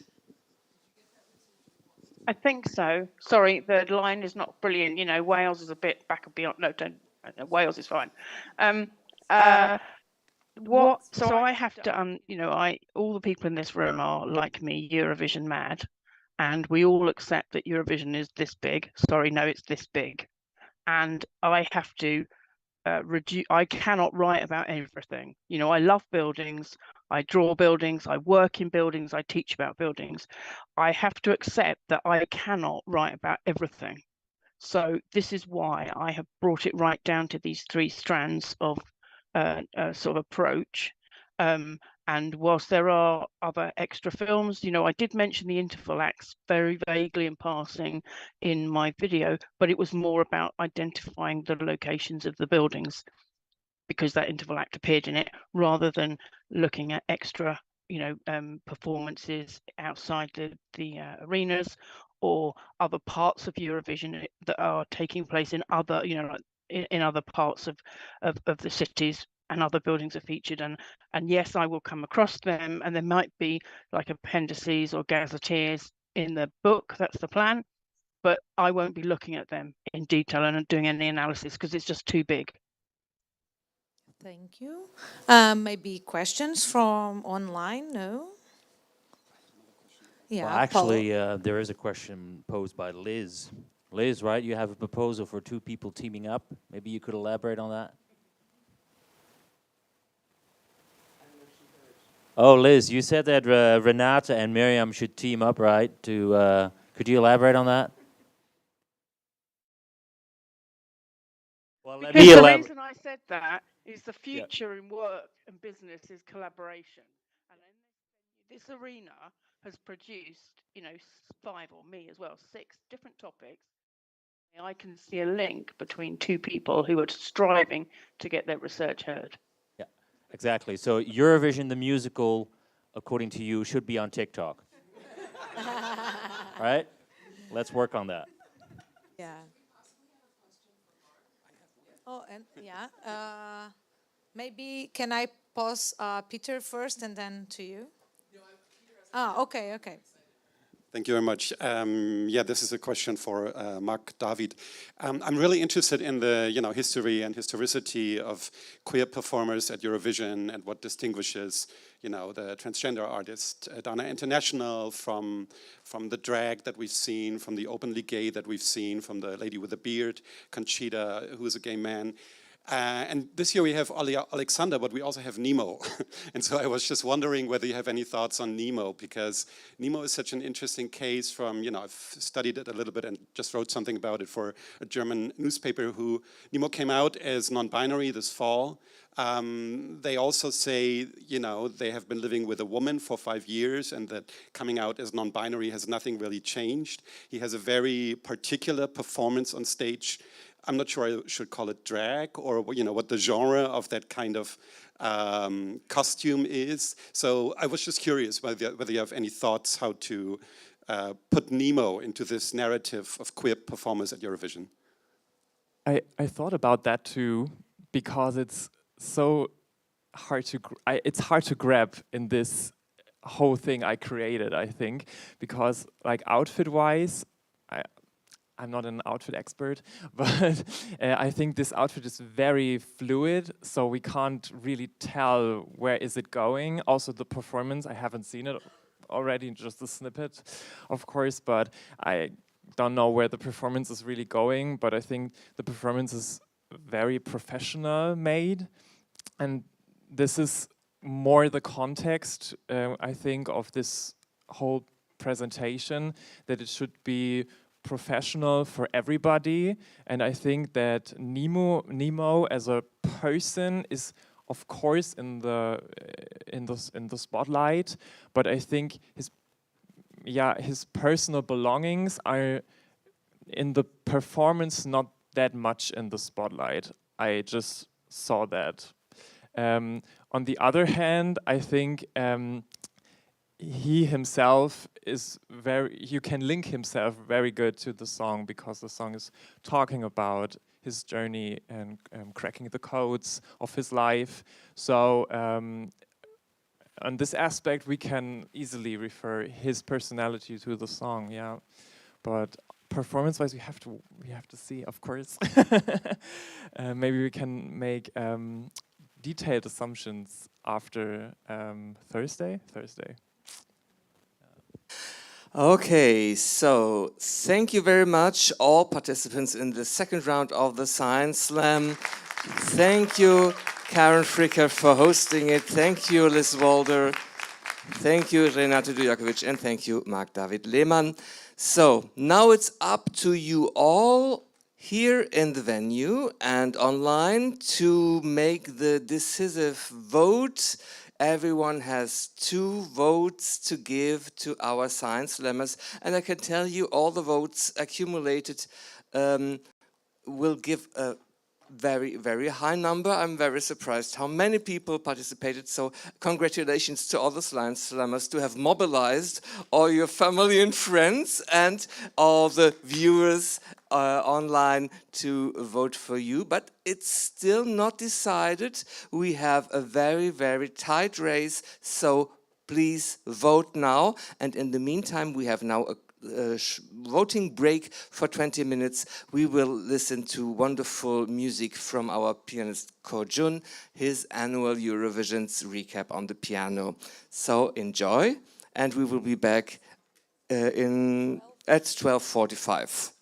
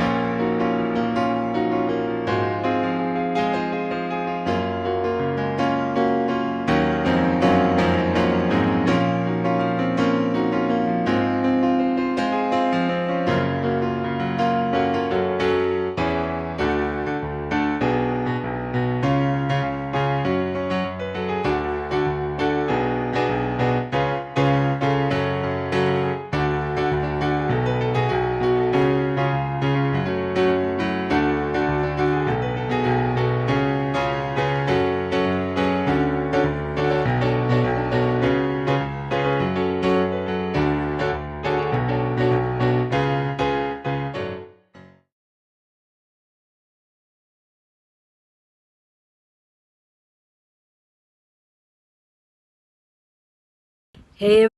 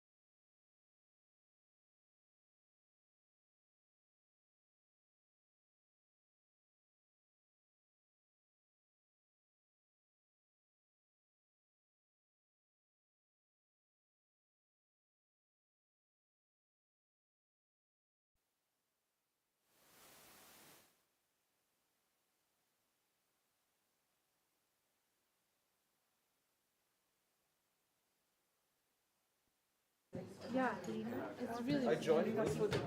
Yes, I'm gonna get my. No.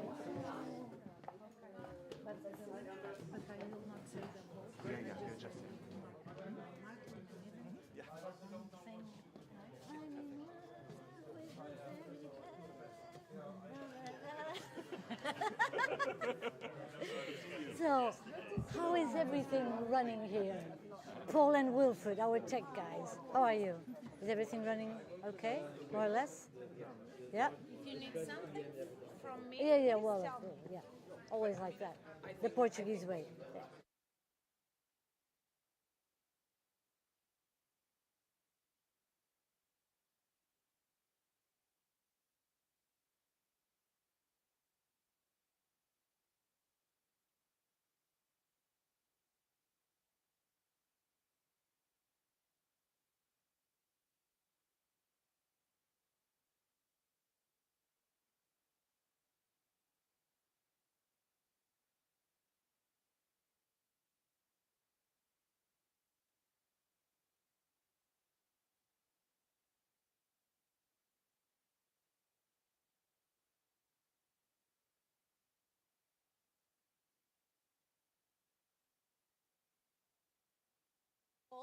Can we?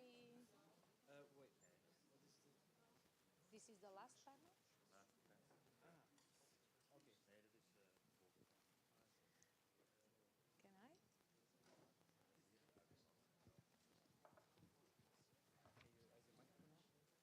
Can I? Hello.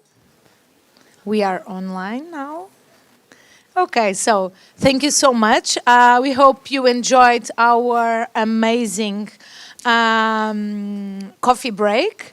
I almost known, but okay, it's my job. So I'm here on the stage to announce who engaged more people to vote on the Science Slam. So first of all, I want again to congratulate all the participants and thank you so much for preparing your presentations, for sharing your videos online, and of course for sharing with us and with your people this conference too, of course. So this is a way just to engage us, and this is a very symbolic prize. It's not a prize. It is not a microphone on glass, on crystal. No, we can't afford that. So it's just a symbolic prize. So I want to ask to Mark Lehman to jump on the stage and receive this amazing book. So it is an opportunity to learn some Swedish. Yeah, so congratulations. Yeah. And thank you so much.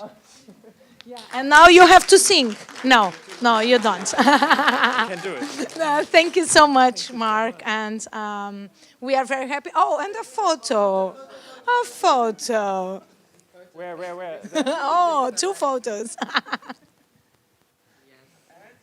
Oh, God. Oh, God. Oh, thank you so much, Mark.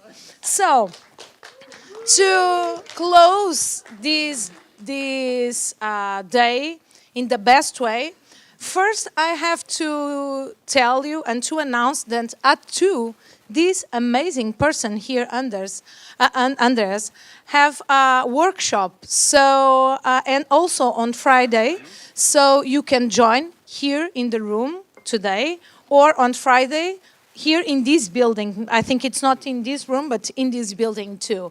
So, and for now, I have to announce the last panel with these wonderful speakers, and I will announce Andreas Orff.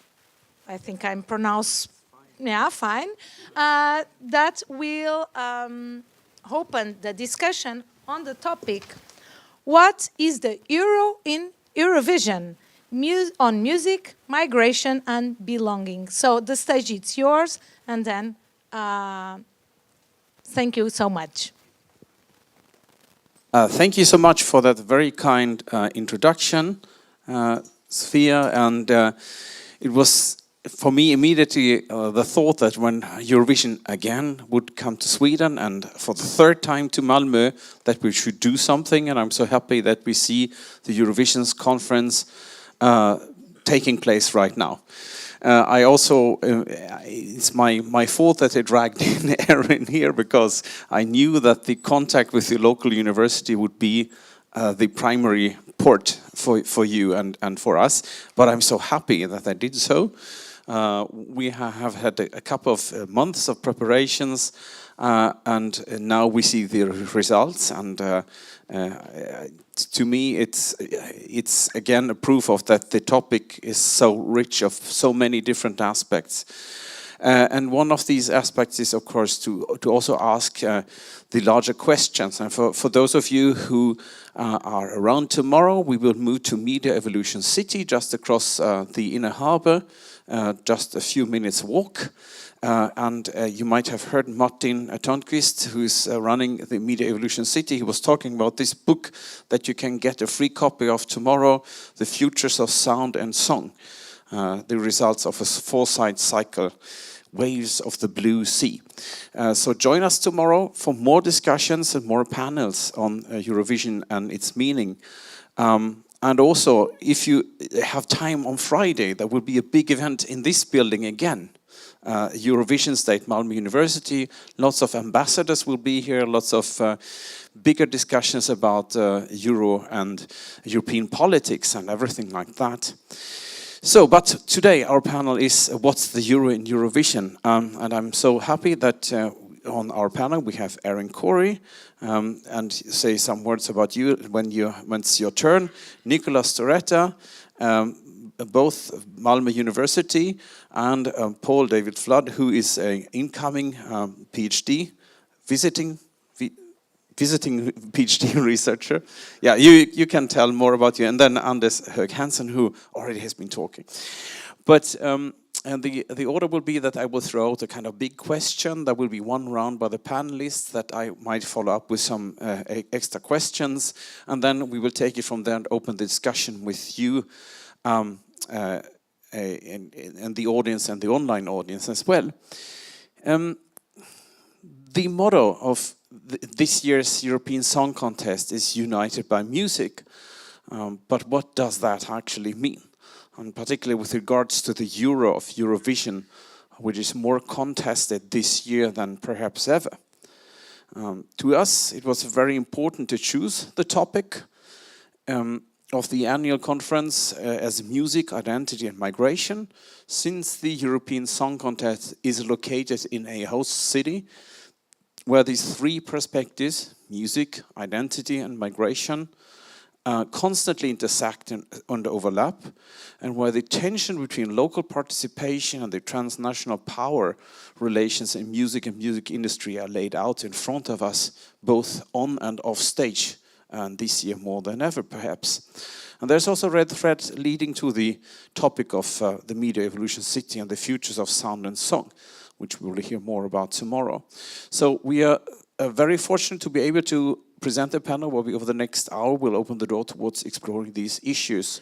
So we would like to open today's conversation by asking this big question: what does the Euro and Eurovision mean to you from different perspectives, disciplinary as much as personal, and how does it relate to music, migration, and belonging? I'll pass over the microphone to Erin to start the round. Thank you, Andreas. Full disclosure, I'm not a Eurovision researcher at all. I come at this from at this topic from the vantage point of media and communication studies, with a focus on migration. So I'm an assistant professor or senior lecturer in media and communication studies here at Malmö University, where I co-direct the MA program and an experimental research lab called Medea Lab. So I've been thinking about migration to this part of the world for the last 7 years and change.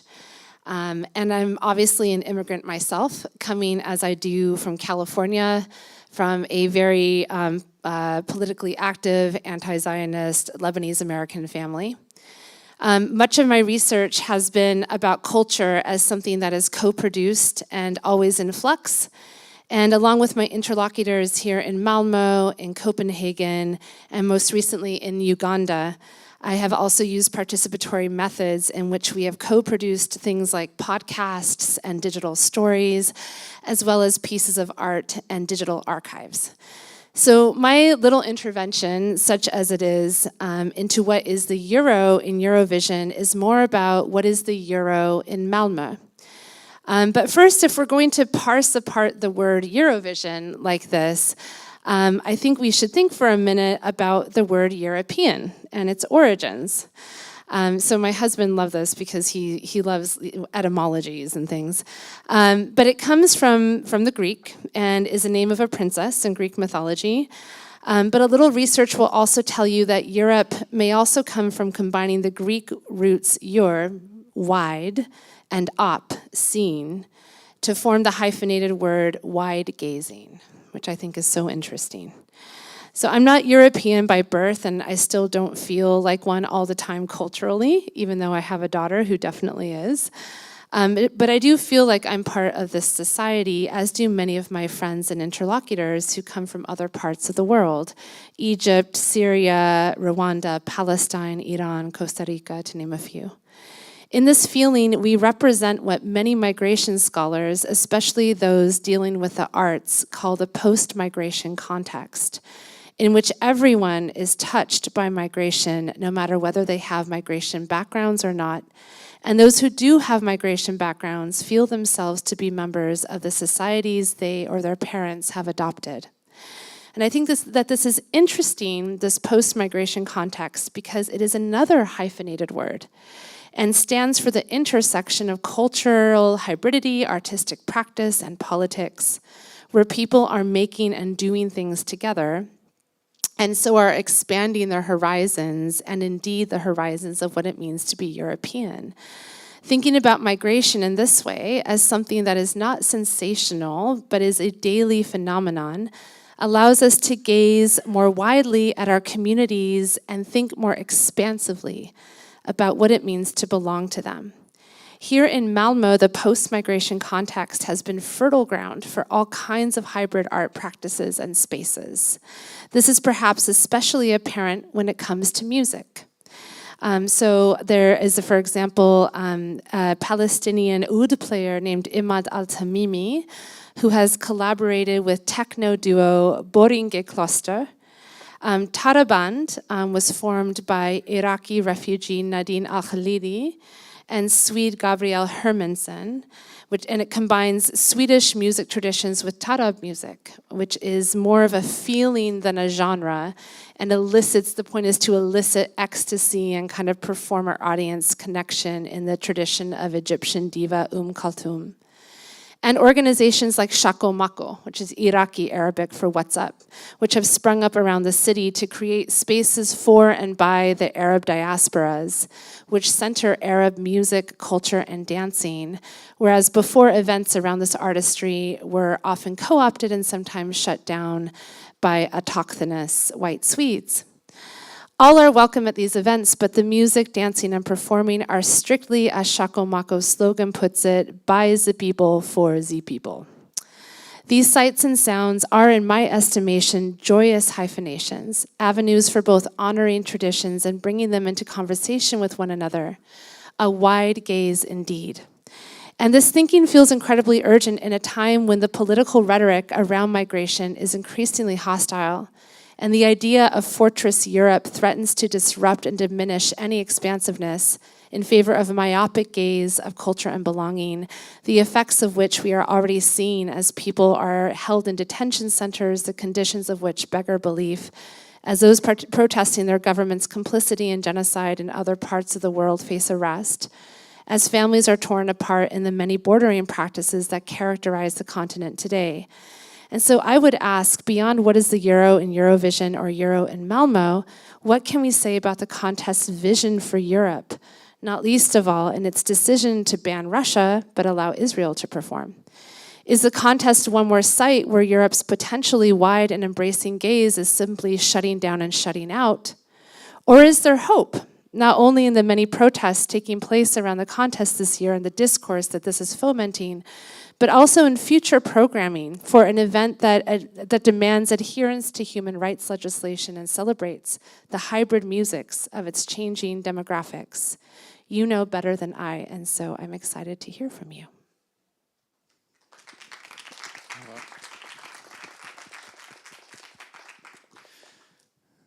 Well, my name is Nicolas Torreta. Full disclosure number 2, I am not a Eurovision scholar either. I have never heard of Eurovision until moving to Europe. I'm from Brazil. I don't have a prepared speech like that. But I'm here because of having feet in different practices.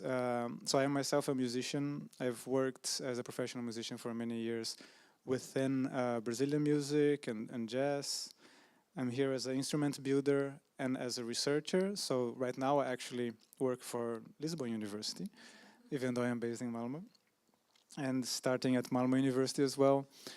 And my focus is on decolonizing arts, right? So I pay attention to kind of the power structures that exist within art and within design.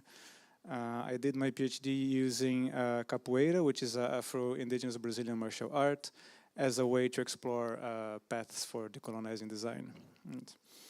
And I'm interested in this kind of, okay, if we talk about Eurovision or visions, what visions are we encouraging? What visions are we suppressing? And which ones are we oppressing, right? I think it's very problematic, like in general, to talk about Euro as a singular, as like a one entity. Because if we look around, there is so much diversity, not only about like migration and like you can go here, literally, like you can go today and have a capoeira class in Malmö, you know? And probably in like most of the cities in Europe you can do that. So there is a lot of diversity of cultures that have come here as well. But there is also a huge diversity within Europe of musical expressions.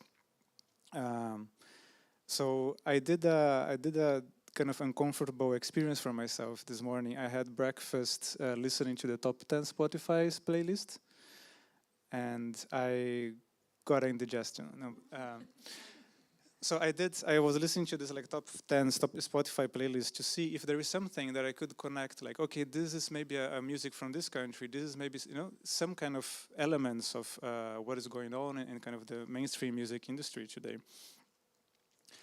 There was only one, like, it was interesting because I could place them all like kind of more time-wise. Everything sounded a lot like the 90s and 80s, like somehow that aesthetics coming back again. There was only one rhythm. There was like a reggaeton rhythm, and it was an artist in the end. I searched it, and it was from Chile. Everything else was artists based in the US nowadays. So I think when we talk about vision, when we talk about Euro, the questions that come to my mind is who defines and who decides what that vision is?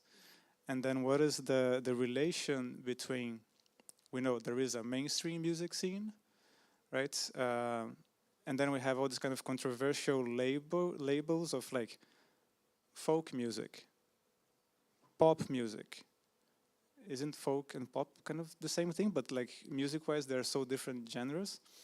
Alternative music, world music, you know?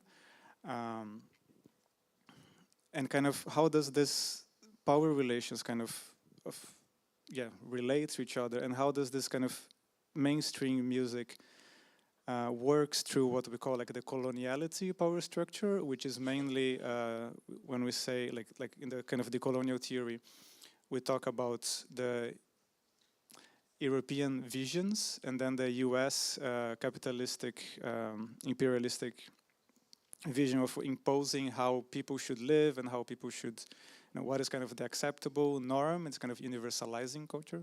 This is a huge rabbit hole that we can go afterwards in. But how that also relies on the adoption of, let's say, rhythms from other parts of the world in kind of a cultural appropriation modes. And what happens with those like original sources, let's say, that get kind of excluded as alternatives. And I was thinking about your presentation with how things have changed also nowadays with all this digital media. Like before, you would get this like tape, and you're like, oh, this is something interesting from another part of the world, and you had to go all the way there to see something, and then learn. Like nowadays, you turn on Spotify and you can find everything from everywhere. So the access is also very different. Right? And just to kind of round this messy, different kind of perspectives that I'm putting forward here, when we talk about power and who has the power to have an overall vision, we say the power comes with access and privilege, right? So who has the privilege to define what is Euro, what is vision, and how do we give access and how do we remove access from different people and different expressions to be represented in these visions of Europe or this Eurovision context and so on.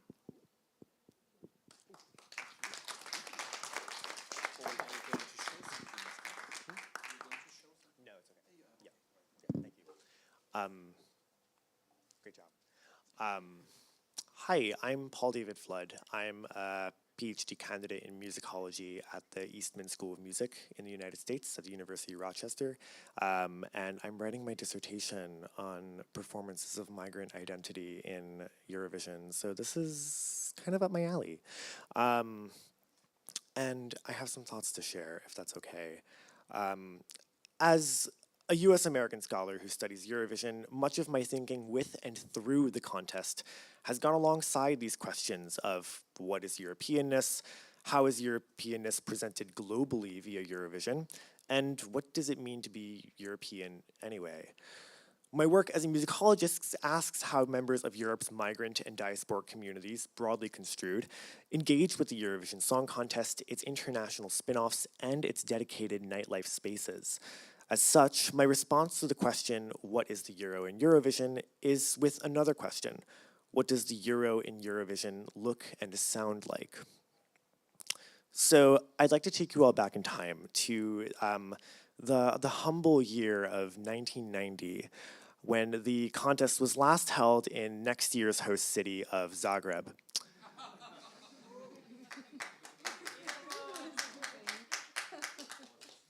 We're manifesting here. The contest's unofficial theme that year was one of Europeanist futurity, with songs centering the notion of freedom. You had Germany's Frei zu leben and Ireland's Somewhere in Europe. As Ricardo alluded to earlier, you have songs referencing the fall of the Berlin Wall the year prior, Norway's Brandenburger Tor, and Austria's Keine Mauern mehr. And of course, there's the winning song, Insieme, or Together, 1992, sung by the late Italian Toto Cutugno, which celebrated the forthcoming establishment of the European Union. But one contestant who performed that night in Zagreb sang of a different kind of unity, that of race. The Guadeloupean French Joëlle Hussol was France's first black representative with her song White and Black Blues. In the song, Hussol sang about the desire to overcome racial prejudice and celebrate her blackness in a majority white society. She sang in the chorus, quote, "White and black, dance, balance on the white and black blues. Nous les blacks, we are a few millions, a dime a dozen. Paradisiacal, Africa, my love, I have you in my skin. White and black, no matter the color, we are all equal," end quote. White and Black Blues indeed adheres to this lyrical trend of European unity, but through a racial and post-colonial filter that has seen greater prominence in the 21st century. In an interview leading up to the contest, Hussol spoke of the pressure she felt to represent the nation of France, as well as her desire to represent black communities in France, black communities around the world, and especially her fellow Antilleans. When asked about how she negotiated her Guadeloupean and French identities, Hussol responded saying, quote, "I don't separate things. I'm from Guadeloupe, that is a fact, and I'm very proud, but I'm going to represent the blacks, the French-speaking blacks, and others as well, because it's important," end quote. The fact that she, as a francophone Afro-diasporic woman from an Antillean department that was seeking independence from France at the time, would be the face and voice of France to the world was certainly not lost on her. I want to talk about the song's bridge, which is an 8-bar instrumental break featuring percussion and shouted vocals alone. And this is where Ursel and audiences alike locate a moment of racial and ethnic musical difference. In a studio interview, Ursel described the rhythms and the focus on percussion in this section of the song as, quote, a black rhythm, an African rhythm, encompassing every bit of everything from different countries. Africa, Réunion, Brazil. You can hear some Antillean elements, but played with different instruments than usual. It's black music, end quote. A generous reading of this might suggest that the bridge's mixture of familiar sounds from the global south engages a mode of solidarity and unity among the myriad Afro-diasporic communities Ursel sought to represent that year. But the combination of influences cited by Ursel may read to white European audiences as coming from an exotic nowhere, a case wherein differences are obscured into sameness. Ursel noted that the songwriters Serge Gainsbourg and Georges Auger de Mouzac, both white Frenchmen, wrote and composed the song prior to selecting Ursel. The French broadcaster just needed an interpreter, one who was either a black man or woman. This is a general trend among most songs, and among most, if not all, entries sung by black performers. There are genuine gestures toward black internationalist expression among these singers and from these singers, but the extent to which these artists are granted agency, as well as the extent to which these songs are perceived by audiences as authentically black, often varies from entry to entry and year to year. Music scholars who have written about Eurovision, including Philip Bullman, Ivan Reikhoff, and Maria Sonovitsky, have explored the ways in which members of Europe's migrant communities have used certain musical styles, primarily folk musics, to express their marginalized subjectivities in the contest. Meanwhile, scholars of black popular musics, including Celeste Moore, Adriana Helbig, and J. Griffith Rolifson, have demonstrated how Afro-diasporic communities throughout Europe are increasingly turning toward facets of artistic culture that have been circulated across the Black Atlantic as viable tools for expressions of communal identity and solidarity. I contend that these two scholarly threads can and should inform one another. Folk musics in Eurovision have indeed been valuable tools and signifiers for Europe's migrant communities, as have black musics in Eurovision as part of these world-making processes. This linkage is necessary not only because the number of black artists who have competed in Eurovision has increased exponentially over the last 2 decades, but also because Eurovision, as we talked about earlier, has steadily emerged as a globalizing entity, targeting and appealing to consumers beyond Europe's geographical boundaries. I'll conclude by citing the European historian Fatima El-Tayeb, who has argued that, quote, the continued inability or rather unwillingness to confront, let alone overcome, the glaring whiteness underlying Europe's self-image has rather drastic consequences for migrants and minority communities routinely ignored, marginalized, and defined as a threat to the very Europe they are part of, their presence usually only acknowledged as a sign of crisis and forgotten again in the ongoing construction of a new European identity, end quote. From Joël Ursel to Dave Benton, Millie Scott to Bashar Murad, we must consider what it means when Europe's racial and ethnic and displaced others perform their unique identities, agencies, and subjectivities to a white Europe that continues to see them as a threat, or as threats. Positioning the Eurovision Song Contest and its actors within these migratory flows challenges the putative coherence of both individual nation states and of Europe writ large, asking us to consider both what Europeanness can sound like, as well as who gets to be European. Thanks.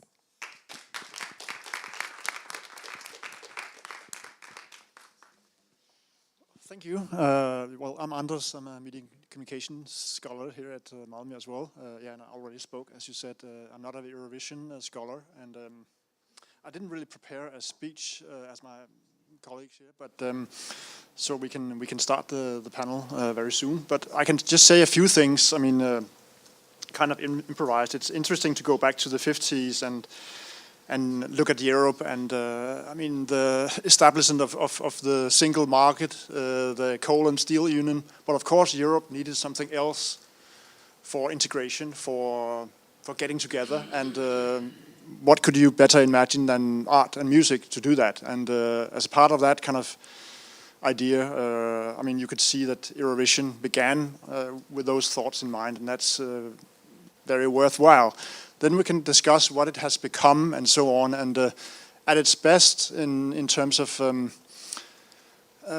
living out a hybrid fantasy and so on, and exploring all kinds of not only sonics but certainly also vision. I get sometimes a little bit sore eyes when I watch the Eurovision, and my ears can also get sore. But we should also, I mean, recognize the qualities and the pearls and the things that it creates. Those who dismiss the Eurovision completely in terms of its musical quality, they are probably not listening very well. But there are also things that are not so good.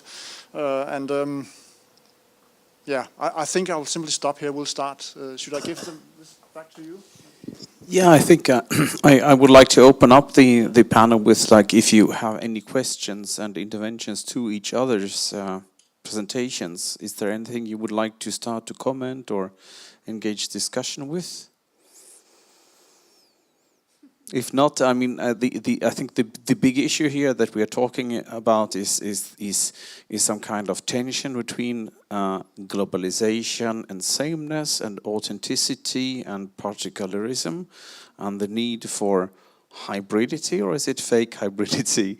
And what does it mean? What is represented on stage? What is excluded from stage, and what is represented off stage and represented off stage? And I think somewhere there we could maybe start a conversation. Anybody would like to pick up that thread on hybridity and a better understanding of it? You're pointing at Nicholas, or are you? Yeah. I was pointing at these.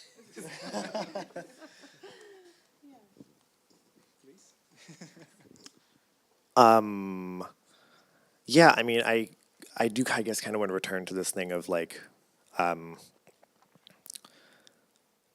one, hybridity, but also agency. As I was talking a little bit about, I was very fortunate to give a little seminar here a couple of days ago about some Afro-Swedish artists that have represented Sweden in Eurovision, and the presence of gospel music in Eurovision, and what that's doing when we have 3 consecutive Afro-Swedish artists of different migrant and diasporic backgrounds using gospel music from the United States to represent, or as they understand it, gospel music to represent Sweden in the contest. And some of the questions that were brought up were these questions of sameness, and like when you put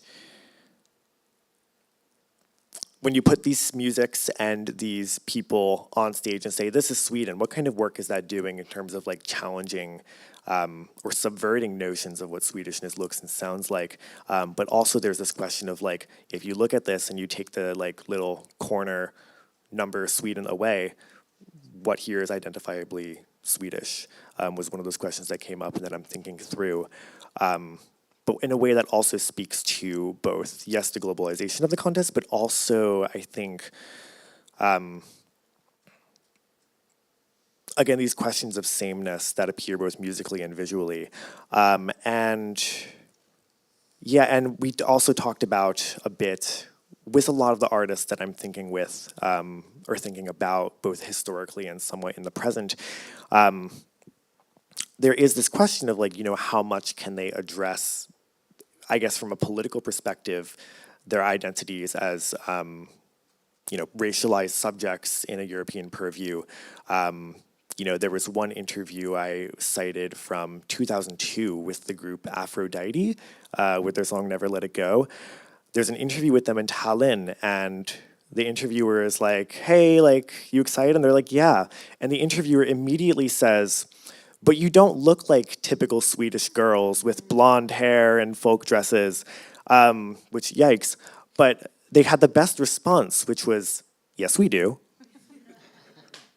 And so I'm just so interested in the kind of work that doing. I mean, and I'm also sort of thinking, I guess, theoretically along with like Jose Esteban Munoz's work of disidentifications and what it means to like subvert what we understand to an identity to look or sound like. But those are just some rambling thoughts. I think another thing kind of comes from the lines that you said there is the connection of music and society, right? And the social role of music. Actually, I think, and I wrote there is a chapter in that book that I wrote about like intersection of music and power that kind of has a bit more about that. Yeah, the yellow book. But the question of like not only which music we do and what. There is a quote from Margaret Kovac, who's an indigenous scholar, that says, "We know what we know from where we stand." And I think with that comes the question of why do we do music? And why is this music done? Right? And kind of what is the, if it is, a way of showing that, okay, we are also Swedish with a different, and show through this interviewer, like, no, there is more than what's this kind of stereotypes mean. But then also what you said with like gospel music, like what is the meaning of gospel music and how does that get changed, adapted, subverted by being in another context? There was someone also in the slam before talking about like the subtext and the contexts of the music. So I'm thinking about like that of like how does this like why and the meaning of the music or a song or a rhythm can reinforce something or can also get lost by being displaced and misplaced. Just more kind of questions as a way to answer some question. Yeah, sure. Thank you for those comments. I was thinking also about, Andreas, what you were saying. You mentioned hybridity. And I think, especially in the context of Malmö, I think about hybridity a lot. But not just in terms of this kind of very celebratory mixing of genres and sounds and sites and communities, but also when we think about like post-colonial theory and people like Spivak or Homi Bhabha talking about hybridity, there's also a sense of loss as well, about like what gets lost in the performance of new cultures or when people have to adapt to the sounds and traditions that they find themselves in. So I think it's also important to attend to that. And I wonder, this is a question for the Eurovision scholars, if there have been sort of any ethnographic studies specifically of the performers who come from, for example, like colonies of the main kinds of competitors within Eurovision, or from ethnic minorities within those particular countries. I also think that, there's so much opportunity, like I think, if I'm gonna be super optimistic, in an event like Eurovision to display and celebrate different kinds of sounds, not even new sounds, like let's not like overstate that, but sounds that maybe haven't been on display in such a popular venue before. And that also brings me back to another scholar who I find very inspiring and useful in my own work, who is Gloria Ansaldúa, who's a Chicana scholar and talks about the borderlands of different cultures, right? And she uses this word from, it's a Nahuatl word called Nepantla, which is this kind of in-between space where people meet and they hash things out, and it's not always very peaceful or beautiful, but that there's a contentiousness that can be very productive if we allow that to happen. And I don't know, maybe this is part of that space today. Yeah.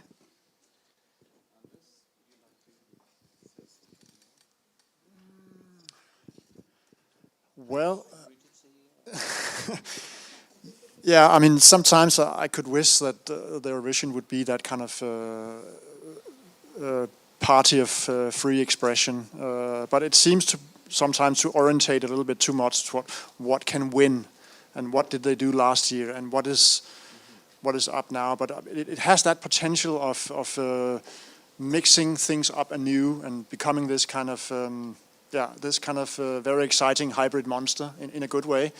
But sometimes there's this, maybe there should be no winner. I don't know. I mean, that would be unthinkable because it's just in the, I mean, these kind of contests which we have, there has to be found a winner and there has to be losers and so on. I could wish for more kind of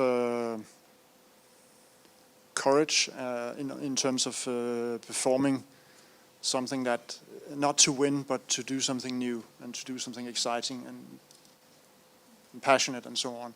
I know there's a lot of passion there already, but the orientation towards winning is maybe not that helpful for the competition and for the party. I was just thinking of one interesting metaphor about hybridity, which is that hybridity can also take different shapes, right? One way is like taking a lot of fruits and making a smoothie, where like in the end you cannot see what is what. It's just this like with a random grayish color, versus making a fruit salad where you can identify, okay, this is an apple and this is a banana and whatever. So if hybridity within Eurovisions is going more towards a smoothie or towards a fruit salad, versus another image there, which is hybridity as a weave, right? As a weaved fabric, where it's like a fruit salad where you can see, but then you can also follow the threads all the way to where they come from, right? Yeah. I think that's a very beautiful point, very well put. I really like that, and I also think it's in this kind of semiotically rich sonic and visual kind of performance. There also has to be a sign for the political, and I think it's very dangerous if the political is watered out. And let's hope that the political also will take part this year and in the coming years. It has in the past, but that's where we really lost some interest in Eurovision. If there's no if it tends to water out or lose the potential political and social kind of commentary. So.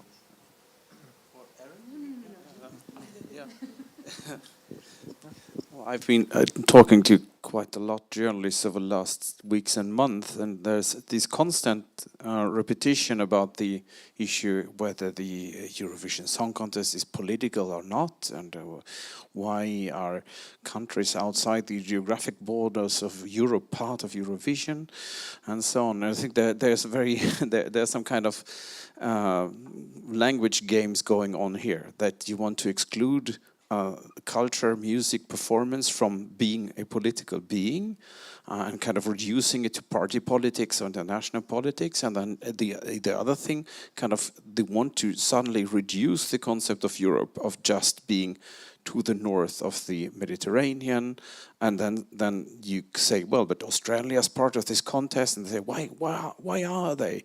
Because if they weren't, would need to ask the kind of larger questions, the implications of what this concept of Europe would mean for the participating countries.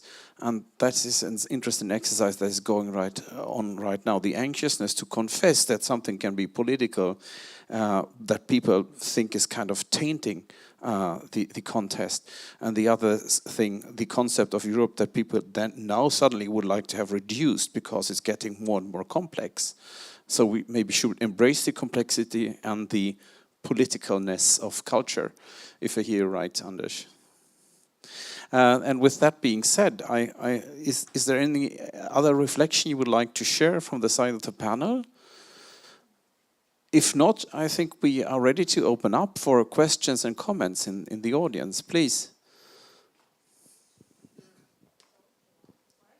So first of all, thank you for your presentation.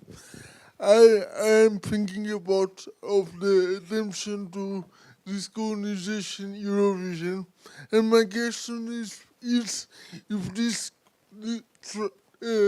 decolonization attempt could not lead up to cultural appropriation. So it is more important what is shown or who is singing the song. And another question is the concept of class. I think that nowadays Eurovision is turned up to the white middle class of the richest countries in Europe. Do you think that the concept of class could also enter of one of the subjects that is underrepresented in Eurovision?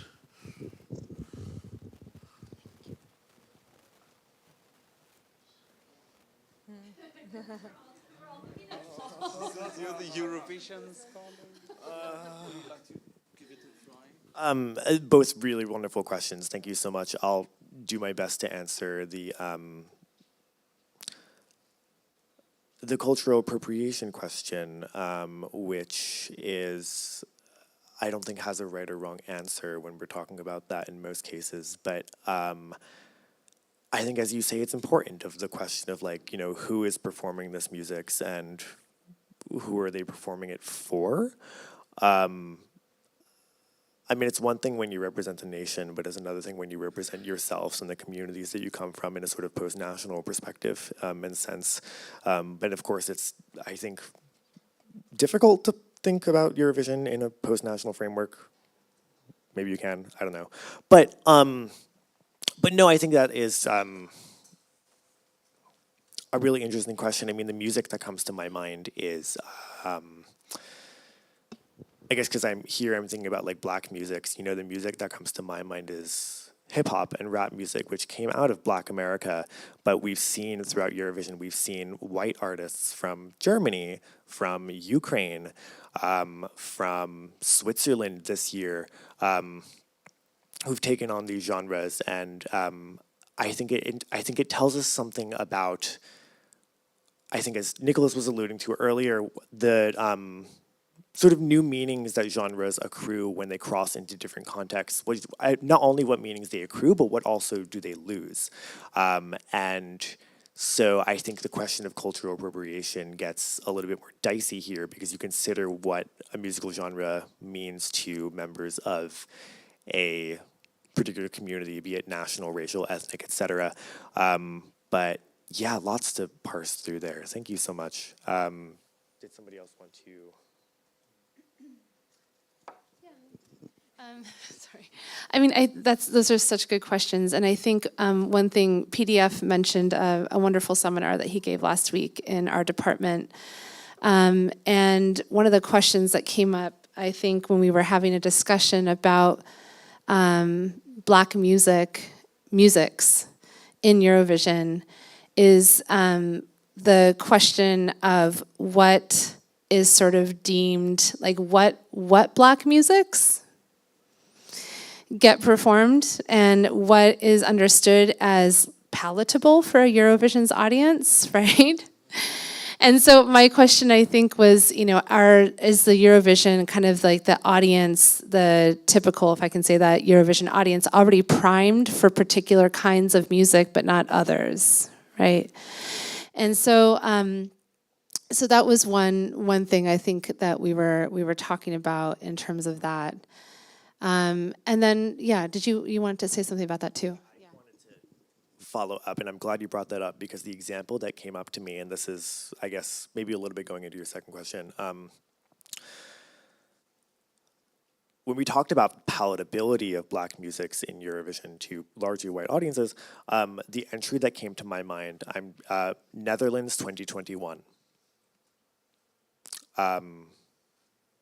Birth of a New Age, Django McCroy. This is sort of the Dutch, like, reckoning of the Dutch colonial history. They sent Django McCroy, this Sranan Tango, or Surinamese Dutch singer residing in the Netherlands, who sang a song partially in English but partially in a Surinamese language, Sranan Tango, and the chorus heavily featured this line, "You know ma broko me," which meant "you won't break me," and there's this beautiful performance of Black identity from particularly Suriname, but also gesturing to Africa and the sort of like same kind of sameness thing that we gestured to earlier. But I thought of that when I thought of palatability because of two things, or two things related to its reception. One, it was a lot of fans didn't take it quite seriously so far as taking the Unoma Brokomi part and saying Unoma broccoli, and so the broccoli emoji became associated with the song, unfortunately. But then also the fact that it got 0 points from televote. Compared to other black musics, hip hop, house, gospel, that have scored very well with televote. And so there is this question of, like, I think as you said, like, which musics work for these audiences or will be received well by these audiences. Yeah. Yeah, we have here another question from Peter. Thank you. I'm still thinking about so many things at once. I'm not entirely sure I can phrase my question well, but I'm going to try.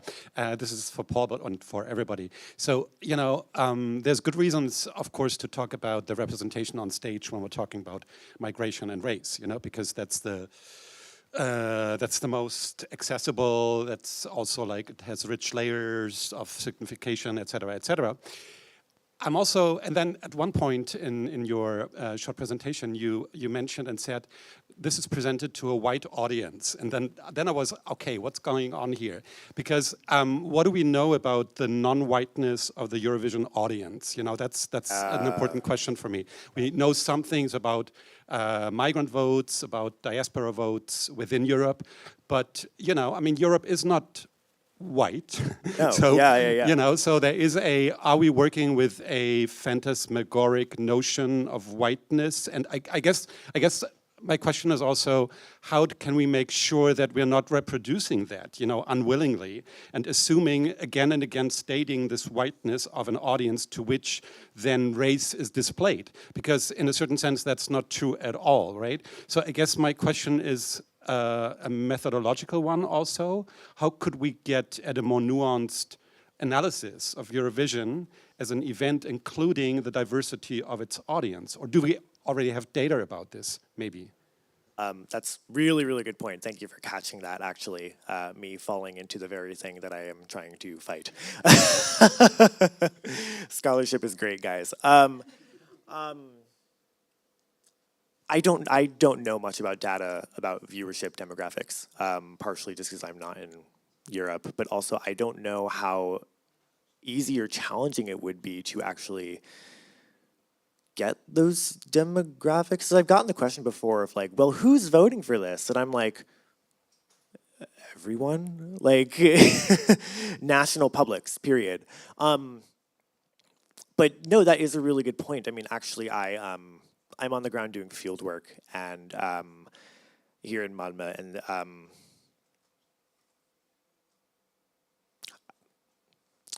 I don't know if I can say what I was going to say because IRB will kill me. But I have, you know, I have spoken with a couple of non-white fans who have actually brought up memories of some of their earliest memories being performances of Eurovision songs by non-white singers, by singers who are migrants from the Swana region. And so there is, I think, as you mentioned, there are non-white viewers that are grasping onto those things and taking it with them as they go along their Eurovision fandom journey and so on. But thank you so much for bringing that up. I really appreciate it.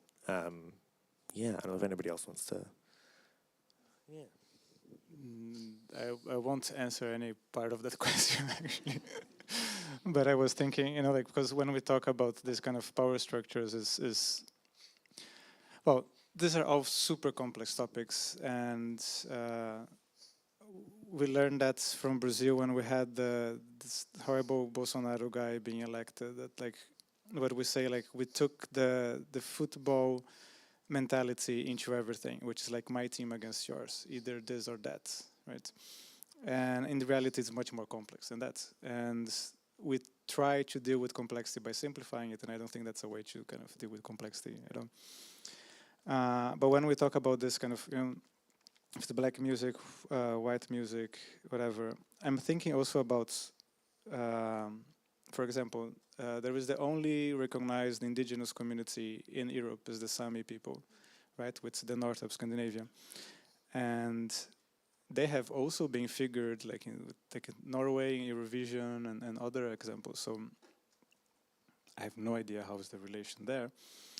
But also, yeah, this kind of nuances within the places, and like Joik, which is the Sami music, is the first recorded music ever, like the first recognized form of music in the world.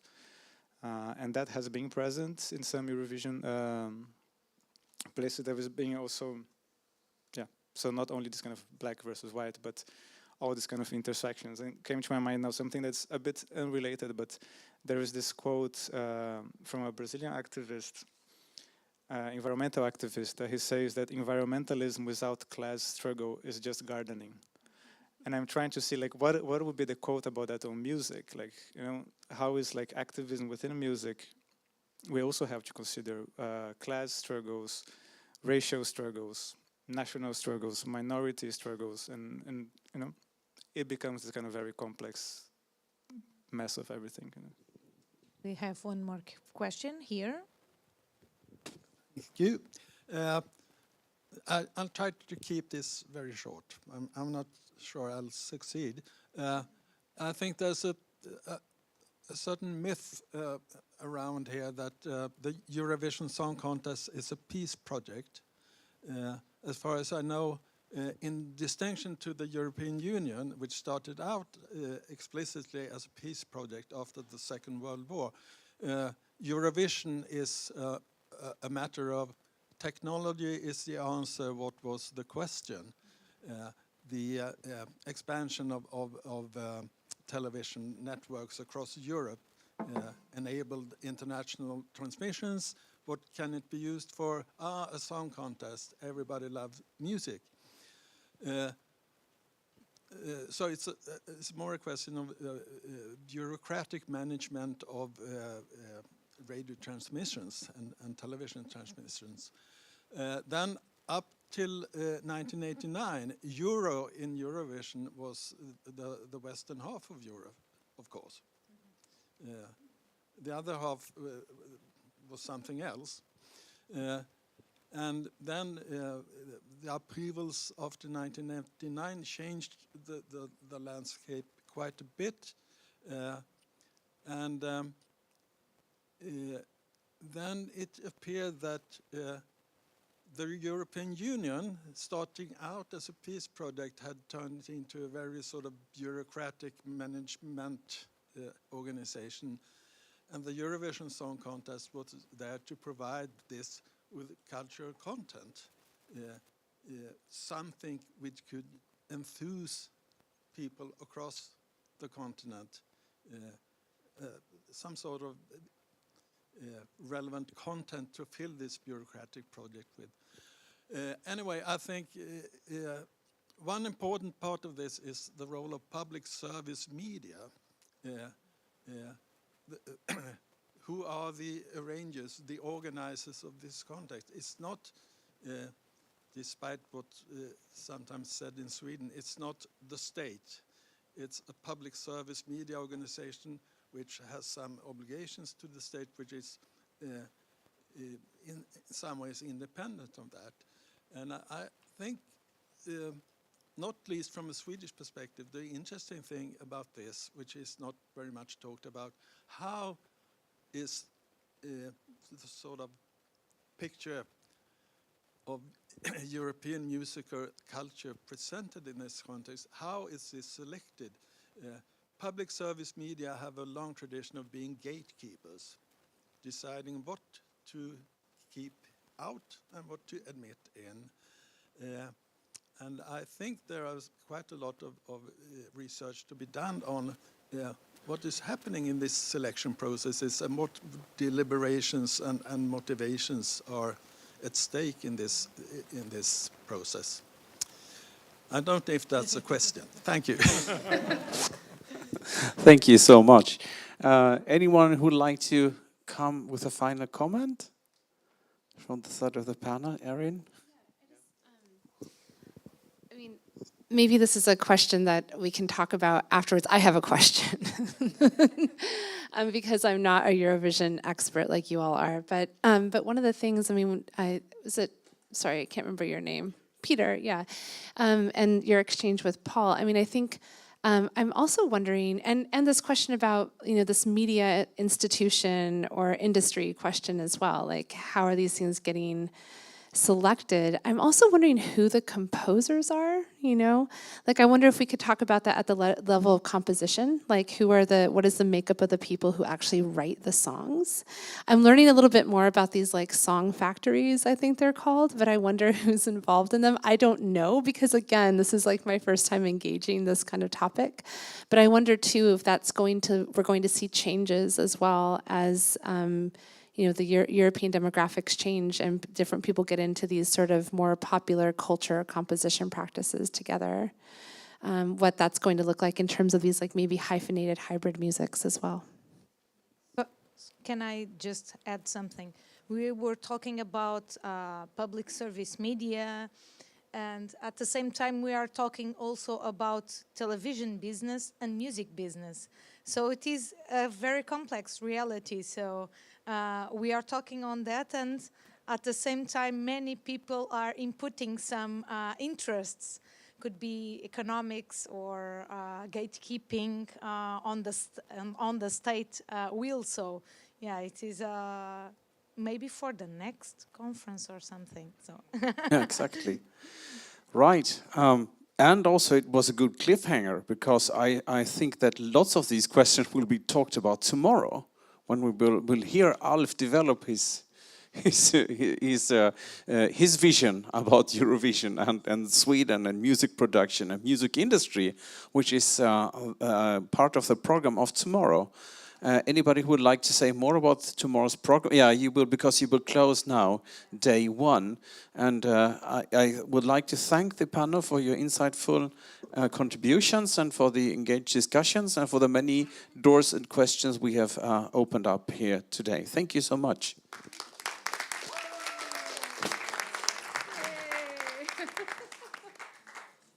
So I want to ask Andreas and Erin to stay on the stage to close this first day.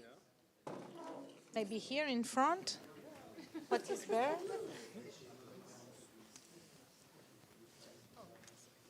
Thank you so much for preparing this panel, this wonderful panel. It's food for thought for the next editions, not just for one and not just for tomorrow. I want to remind you that tomorrow our conference will be in Media Evolution. It's just around the corner, 5 minutes from here. So you have the address in our website. If you go to eurovisions.eu and go to the page for 2024 edition, you will see the address and the map. It's very easy to go there. So I'm going to pass maybe first to our hosts, and then we close and say goodbye. See you tomorrow. So thank you. And just to... Yeah, thank you so much for having us here. And I think we've had a great first day, and we learned a lot. And I really liked the Science Slam part of the project, of the conference, because it gives us so much new insight about what is going on in Eurovision research. Thank you so much for all participants and for all of you being here. And in case our dean watches this later, thank you, Annika, for supporting this project. And thank you to Marie Oman, our prefect. And yeah, it's great to have everyone at Malmö University. So I think that almost everything has been said and done, and once again we would like to thank you. Maybe again thank our partners, Andreas and Erin obviously, but also Wilfred van Dellen, who was a major help, and Paul Oshmana as well in the tech part, and Paul David Flood as well. So I'm not sure whether I'm forgetting someone, but I'll pass it to Irving. Okay, Emre, thank you very much for all the assistance as well outside stage. And Irving, do you want to add something? Can I just one more person to thank is Micke Ramberg, who is our tech guru at Malmö University and has been amazing, and Christian as well. Yeah. Yeah, thank you to all of you, also to the viewers at home that are making the success of this conference possible, and I have been having a glimpse on how many people were watching this conference online, and it's been a huge success. We have been, I think, more than 3 times the amount of people that are here at the conference has been following the conference online. Thank you for that, and it's worthwhile staying tuned, because tomorrow we will have very, very wonderful content, and we were going to the very tricky question why Sweden is such a powerhouse in Eurovision.